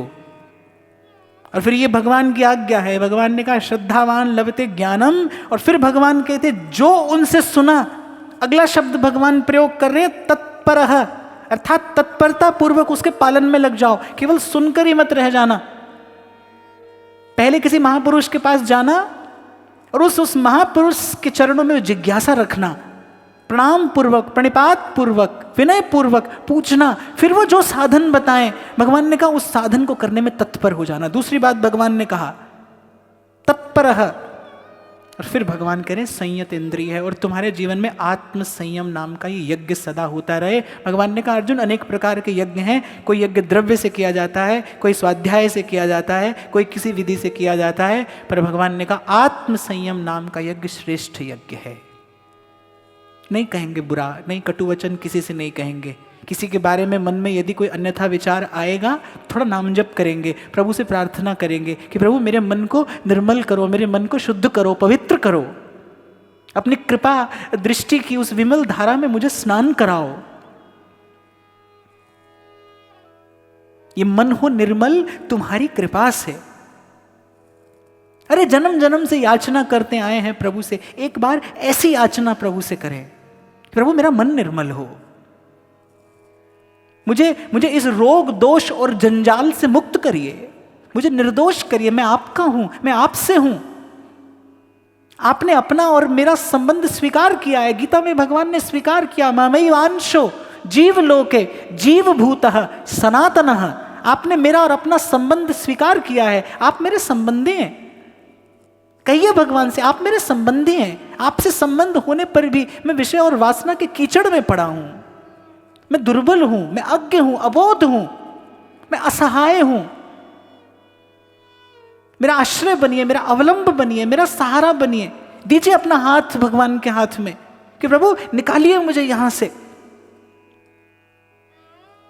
ये अविद्या, अस्मिता, राग, द्वेष, अभिनिवेश, ये पंच क्लेश, इन्होंने मुझे जन्म जन्म तपाया है, इन विकारों ने मुझे जन्म जन्म सताया है। हे प्रभु, मैं आपके चरणों तक आया हूं, सुनिए मेरी बात, कृपा करिए मुझ पर। आपकी प्रार्थना प्रभु को बाध्य करेगी, प्रभु का हृदय विगलित होगा यदि आपकी प्रार्थना में सत्य का बल हुआ, यदि आपकी प्रार्थना के शब्दों में निर्मलता की सुवास हुई, तो आपकी प्रार्थना को प्रभु स्वीकार करेंगे। और प्रभु जब कृपा दृष्टि से देखते हैं तो विशुद्ध संत मिलता है, और बस वहीं से ये जड़ चेतन की गांठ खुल जाती है। तो भगवान ने कहा श्रद्धावान लभते ज्ञानम, फिर भगवान ने कहा तत्परः। और जो ज्ञान उनसे मिले, जो विधि उनसे मिले, जो युक्ति उनसे मिले, इसलिए पूर्व में मैंने आपको स्पष्ट किया बाप कि यदि शास्त्र पढ़ने की बुद्धि, सामर्थ्य, समय, व्यवस्था न हो तो फिर गुरु आज्ञा का पालन करिए। और तत्पर, भगवान ने कहा तत्पर होकर, सावधान होकर। तत्पर व्यक्ति किसे कहते हैं? माने जैसे ही आपने कहा वो आपका काम करने के लिए दौड़ पड़ा, उसे कहते हैं तत्पर। कोई व्यक्ति सेवा में तत्पर खड़ा है, माने जैसे ही आप कहेंगे, और कहेंगे भी क्या, वो आपकी आंख का संकेत पाएगा और वो काम करने दौड़ पड़ेगा। ऐसे भगवान ने कहा गुरुजनों की आज्ञा में तत्पर रहना चाहिए, तत्पर। और फिर भगवान ने कहा संयत इंद्रिय, ये आत्म संयम नाम का यज्ञ रोज होता रहे। पहले तो हमारे यहाँ जो वर्णाश्रम व्यवस्था थी उसमें यज्ञ नित्य प्रति आवश्यक कार्य था। आज भी यदि हम इस अध्याय का चिंतन करें तो भगवान अर्जुन से कह रहे हैं जो यज्ञ किए बिना खाता है, जो यज्ञ किए बिना रहता है, भगवान ने कहा वो पाप खाता है, वो पाप करता है, वो अंत में दंड का भागी है। वो परलोक में तो क्या, इस लोक में भी सुखी नहीं रहता। और अनेक अनेक प्रकार के यज्ञों की बात भगवान ने कही, पर भगवान ने कहा श्रेष्ठ यज्ञ है ज्ञान यज्ञ, अर्थात इस संसार को मेरा जानकर, इस संसार को मुझसे जानकर, प्रत्येक जीव मात्र की, प्राणी मात्र की मेरे नाते सेवा करना। भगवान ने कहा यह ज्ञान यज्ञ है। भगवान ने कहा आत्म संयम यज्ञ श्रेष्ठ यज्ञ है, न करने योग्य नहीं करना। मैंने कहा ना, एक पंक्ति मैंने लिखी हुई पढ़ी और वो पंक्ति मेरे हृदय को छू गई, भीतर उतर गई कहीं। उस महापुरुष ने बड़े सरल से शब्दों में कहा मैंने बस वो नहीं किया जो मुझे नहीं करना चाहिए था। वो महापुरुष ये नहीं कह रहा कि मैंने वो सब किया जो मुझे करना चाहिए था। वो महापुरुष ये कह रहा है मैंने वो नहीं किया जो मुझे नहीं करना चाहिए था, वो नहीं किया मैंने। और एक और छोटी सी बात मैंने आपको आज की चर्चा में निवेदन की कि तप से ही स्वर्ण अपने वास्तविक स्वरूप को प्राप्त होता है। जब भूमि से निकाला जाता है ना, तो उसमें कुछ अशुद्धि उसके साथ लगी आ जाती है। स्वर्ण तो स्वर्ण ही है, स्वर्ण शुद्ध नहीं होता, केवल उसकी अशुद्धि को दूर किया जाता है। जीव तो ईश्वर का अंश है, चेतन है, अमल है, सहज सुख राशि है, लेकिन संसार के संसर्ग से उसमें कुछ अशुद्धि आ गई है। तप से उस अशुद्धि को हटाया जाता है। आपको किसी ने गाली दी, आप भी दे सकते हैं, पर आप नहीं देते, ये तप है। किसी ने आपका अपराध किया, आप में दंड देने की सामर्थ्य है, पर आप नहीं देते, ये आपका तप है। आप जानते हैं कोई आपके प्रति स्वस्थ विचारधारा नहीं रखता, पर आप उसे सदा एक मीठी मुस्कान देते हैं अपनी ओर से, आप सदा उसके प्रति सद्भाव रखते हैं। ये आत्म संयम नाम का यज्ञ है, ये तप है भाई, ये तप है। सेवक जी महाराज कहते हैं ना, सहत सहत बाढ़े भक्ति। इसी प्रकार सहते सहते, तपते तपते एक दिन आप अपने विशुद्ध स्वरूप को प्राप्त होते हैं। नहीं तो कबीर कह रहे अरे काया ना जा रहे, तन को सताने की, तन को जलाने की आवश्यकता नहीं, घर में रहे उदासी, बस अपना सा जीव सबको जाने, सहज मिले अविनाशी। और मैं तो इस बात में पूरा विश्वास रखता हूं भाई कि आप अपने कमरे में बैठकर क्या भजन करते हैं, इससे मुझे या किसी को क्या लेना देना है। आपका भजन, आपकी भक्ति, आपकी आध्यात्मिकता आपके व्यवहार में झलके, आपका भजन संसार में चमके। एक बंद कमरे में बैठकर और हाथ में माला लेकर आप क्या करते हैं वो आप जाने, और जिसका नाम लेते हैं वो जाने। आपके व्यवहार में झलके आपका भजन, आपकी भक्ति, आपकी भावना, आपके व्यक्तित्व की निर्मलता, आपके चरित्र की शुद्धता, इसकी खुशबू इस संसार में फैले।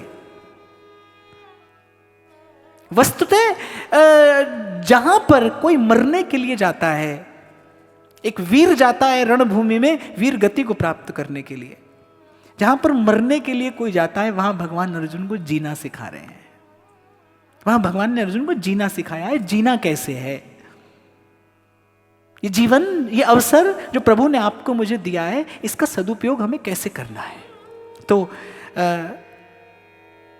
जो यथामति मुझे समझ में आया, क्योंकि गीता का चिंतन करने की बुद्धि, क्षमता ये तो मेरे पास नहीं है, संतों की कृपा से जो प्रसाद मुझे मिला वो मैंने आपको निवेदन किया। एक बार सार स्वरूप सारी चर्चा को समेटते हुए, इस अध्याय का नाम है ज्ञान कर्म संन्यास योग। ज्ञान क्या है? सब प्रभु का है, सब प्रभु से है, सब प्रभु में है। प्रभु से अतिरिक्त और कुछ नहीं। जो है वो प्रभु का है, जो है वो प्रभु से है, जो है वो प्रभु में है। हमारे श्री डोंगरे जी महाराज कहते थे, जब आप इस भाव का बार बार चिंतन करते हैं ना, सब प्रभु में है, सब प्रभु में है, तो बोले किसी भी जीव को कष्ट पहुंचाने से पहले आप रुक जाते हैं। क्योंकि यदि सब प्रभु में है तो फिर कष्ट भी हुआ तो प्रभु को ही होगा।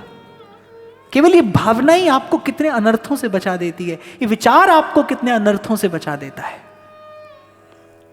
तो ज्ञान क्या है कि सब प्रभु का है, सब प्रभु से है, सब प्रभु में है। और मैं कौन हूं? मैं सेवक सचराचर रूप राशि भगवन। तू ठाकुर मैं नौकर तेरा, तू ठाकुर मैं नौकर तेरा। झुक झुक हुक्म बजावा, गुण गावा नित तेरे। जीवन तो जा रहा है भाई, प्रयास करो किसी के काम आ जाए, कोशिश करो किसी के काम आ जाए, प्रभु के काम आ जाए। थोड़ी सी समझ रखने वाला व्यक्ति भी कह देता है ये जिंदगी उसी की है जो किसी का हो गया, जिसने अपने लिए नहीं किसी और के लिए जीवन जिया, जीवन उसी का जीवन है। नित्य प्रति उठिए, बस एक प्रार्थना प्रभु से करिए, प्रभु मुझ पर कृपा करिए, मेरा जीवन आपके काम आ जाए, मैं आपके किसी काम आ जाऊं।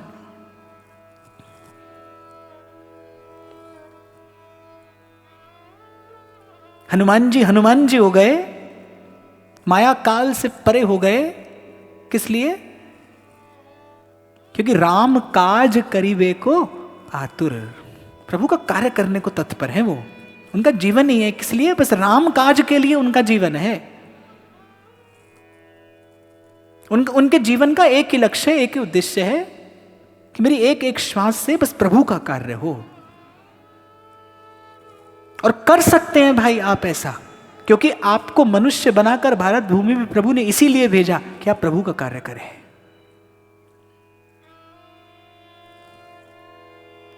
तो ये ज्ञान और कर्म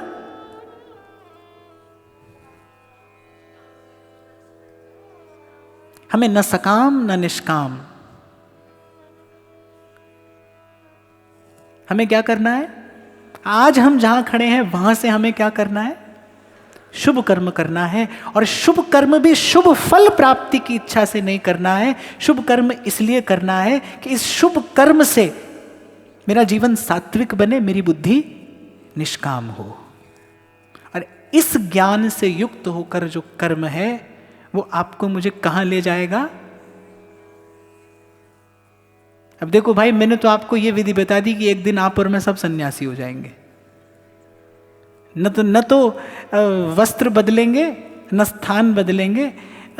कबीर कहते हैं ना, अरे मन ना रंगाए और रंगाए जोगी कपड़ा। तो ऐसा सन्यास नहीं। रंग में तेरे रंग गई गिरधर, छूट गया जग सारा, बन गई तेरे प्रेम की जोगन, लेकर मन एक तारा। हाँ मेरी बाह पकड़ लो शाम रे।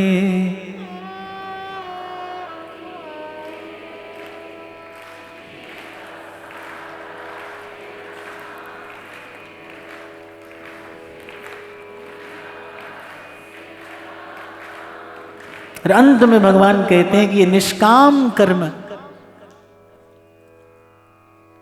निष्काम कर्म तुझे उस आनंद की प्राप्ति कराएगा जिसका कभी क्षय नहीं होता।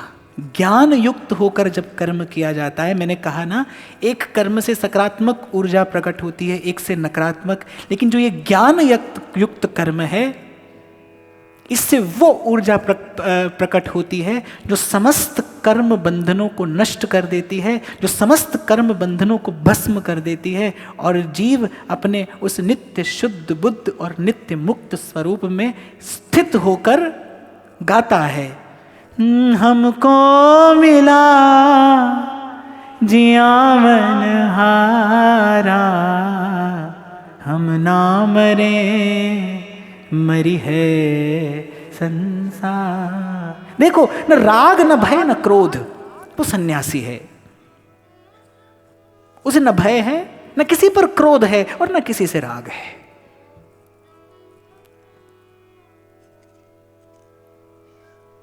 कबीर को कोई प्रणाम करता है, वो राम राम कहता है। बादशाह सिकंदर हुक्म जारी करता है कि इसे हाथी के पैर तले कुचलवा दिया जाए, कबीर तब भी राम राम करता है।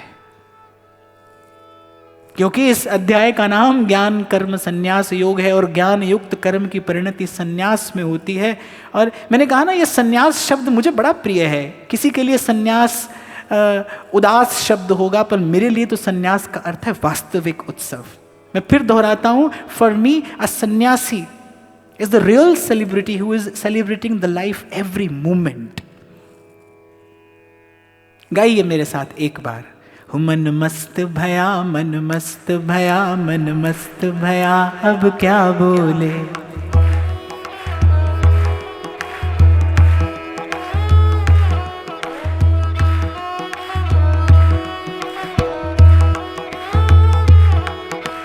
बैठे तो बहुत लोग हैं भाई आप यहां पर।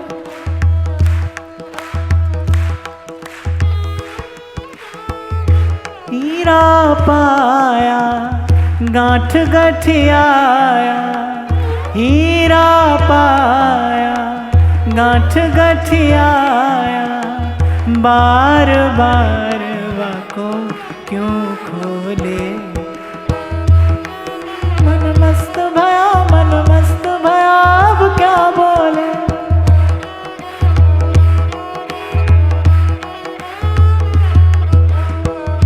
हंसा पाए मान सरोवर, हंसा पाए मान सरोवर, ताल तलैया क्यों डोले। मन मस्त भया, मन मस्त भया, मन मस्त भया, अब क्या बोले।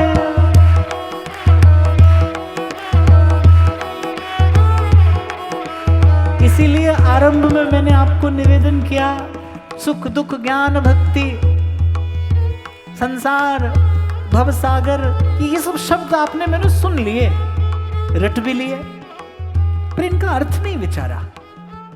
बड़ी अद्भुत बात है, सत्य को केवल जान लेना ही सत्य को प्राप्त कर लेना है। सत्य को जानना ही सत्य को प्राप्त करना है। जानत तुम ही और तुम ही हो जाए। केवल जान लेना। मैं तो कई बार आपसे कहता हूं ना भाई, उलझना नहीं है संसार से, केवल जान लीजिए, इसे समझ लीजिए। Just understand the chemistry and then balance the equation of life. मुझे लगता है कि मैं कहता हूं आपसे कई बार कि balance is the beauty of life. और श्री कृष्ण ने अगर गीता कही तो बस जीवन में संतुलन रूपी सुंदरता लाने के लिए कही। ऐसा नहीं है कि हमें नहीं करना है, करना है भाई। एक बड़ा अद्भुत श्लोक भगवान यहां पर कहते हैं। भगवान ने कहा बुद्धिमान कौन है? कर्म में त्याग और त्याग में करना। आपके कर्म में त्याग हो और उस त्याग की अवस्था में फिर कर्म हो, अर्थात करना पर स्वार्थ के लिए नहीं, परमार्थ के लिए करना, अपने लिए नहीं सबके लिए करना। जीना है पर सिर्फ अपने लिए नहीं, सबके लिए जीना है। बस एक भाव आज यहां से ले जाना कि प्रभु से प्रार्थना करना, प्रभु कृपा करो मेरा यह जीवन किसी प्रकार से आपके काम आ जाए। ये जीवन रूपी अवसर आपने मुझे दिया, मैं आपके किसी कार्य में निमित्त मात्र हो जाऊं। आगे गीता में कहेंगे श्री कृष्ण अर्जुन से, निमित्त मात्रम भव सव्यसाचिन। इससे अधिक आपकी मेरी सामर्थ्य भी नहीं, इससे अधिक आपके मेरे पास कोई योग्यता भी नहीं। हे प्रभु मुझ पर कृपा करिए, मैं आपके किसी काम आ जाऊं, मैं आपके किसी कार्य में निमित्त मात्र हो जाऊं। और फिर मैं आपको कहूंगा भाई, जो बात हमने आज यहाँ की वहां तक तो आपको मुझे पहुंचना है। ये तो हमारा लक्ष्य है, उद्देश्य है। हमें यात्रा तो वहीं से आरंभ करनी है जहां से हम खड़े हैं। शुभ कर्म की डोर अपने हाथ में पकड़ना। आपके निकट 2 हो तो 2 की सेवा, 4 हो तो 4 की सेवा। जो जो आपके संपर्क में, जो जो आपके संसर्ग में आए, इस सद्भाव की खुशबू आपसे लेता चला जाए। इसी भाव के साथ आज की चर्चा प्रभु के चरणों में निवेदन करता हूँ। आप सबके हृदय स्थित प्रभु को प्रभु को प्रणाम करता हूँ और प्रभु से प्रार्थना भी कि अब ये यात्रा अबाध रूप से गतिमान रहे और वहीं पहुँचे जहाँ अंत में अर्जुन पहुँचे। श्री कृष्ण शरणम मम, श्री कृष्ण शरणम मम, श्री कृष्ण शरणम मम, श्री कृष्ण शरणम मम।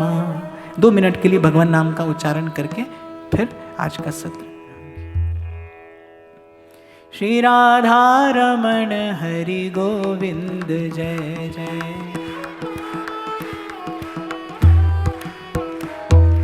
राधा रमण हरि गोविंद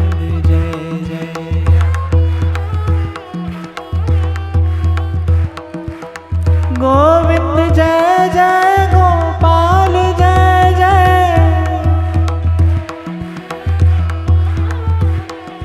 गोविंद जय जय, गोपाल जय जय। श्री राधा रमण हरि गोविंद जय जय। श्री राधा रमण हरि गोविंद जय जय।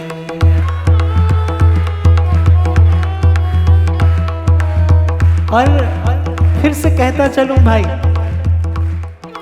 ये जीवन घर में जलने वाला चूल्हा बन के न रह जाए, ये यज्ञ की वेदी बने।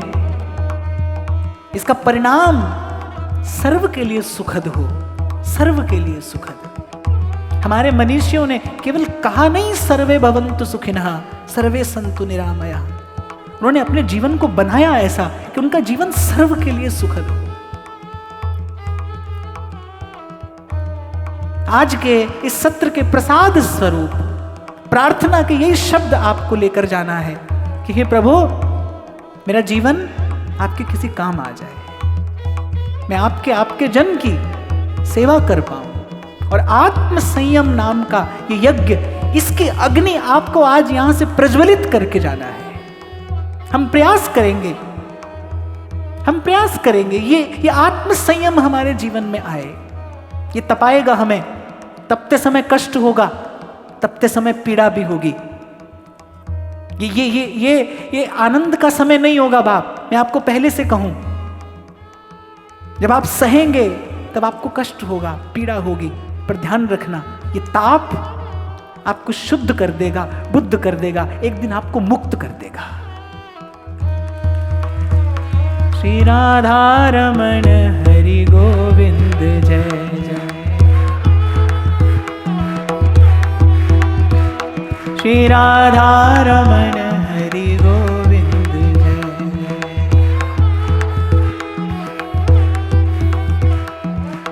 गोविंद जय जय, गोपाल जय जय।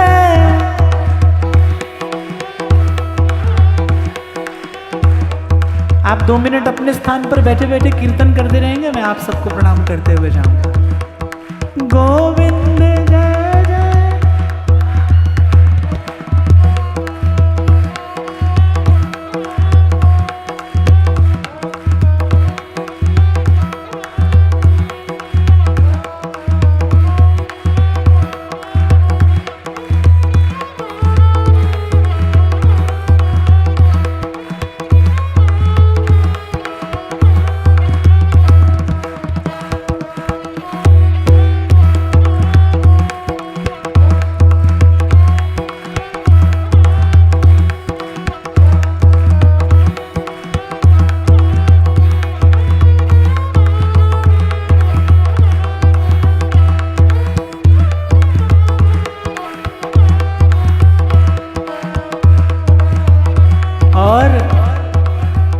इस क्षण प्रभु के चरणों में मेरी यही प्रार्थना कि इस जीवन में अंतिम श्वास तक मैं अपनी आंखों के सामने आपको ऐसे ही भगवान नाम का उच्चारण करते देखूं।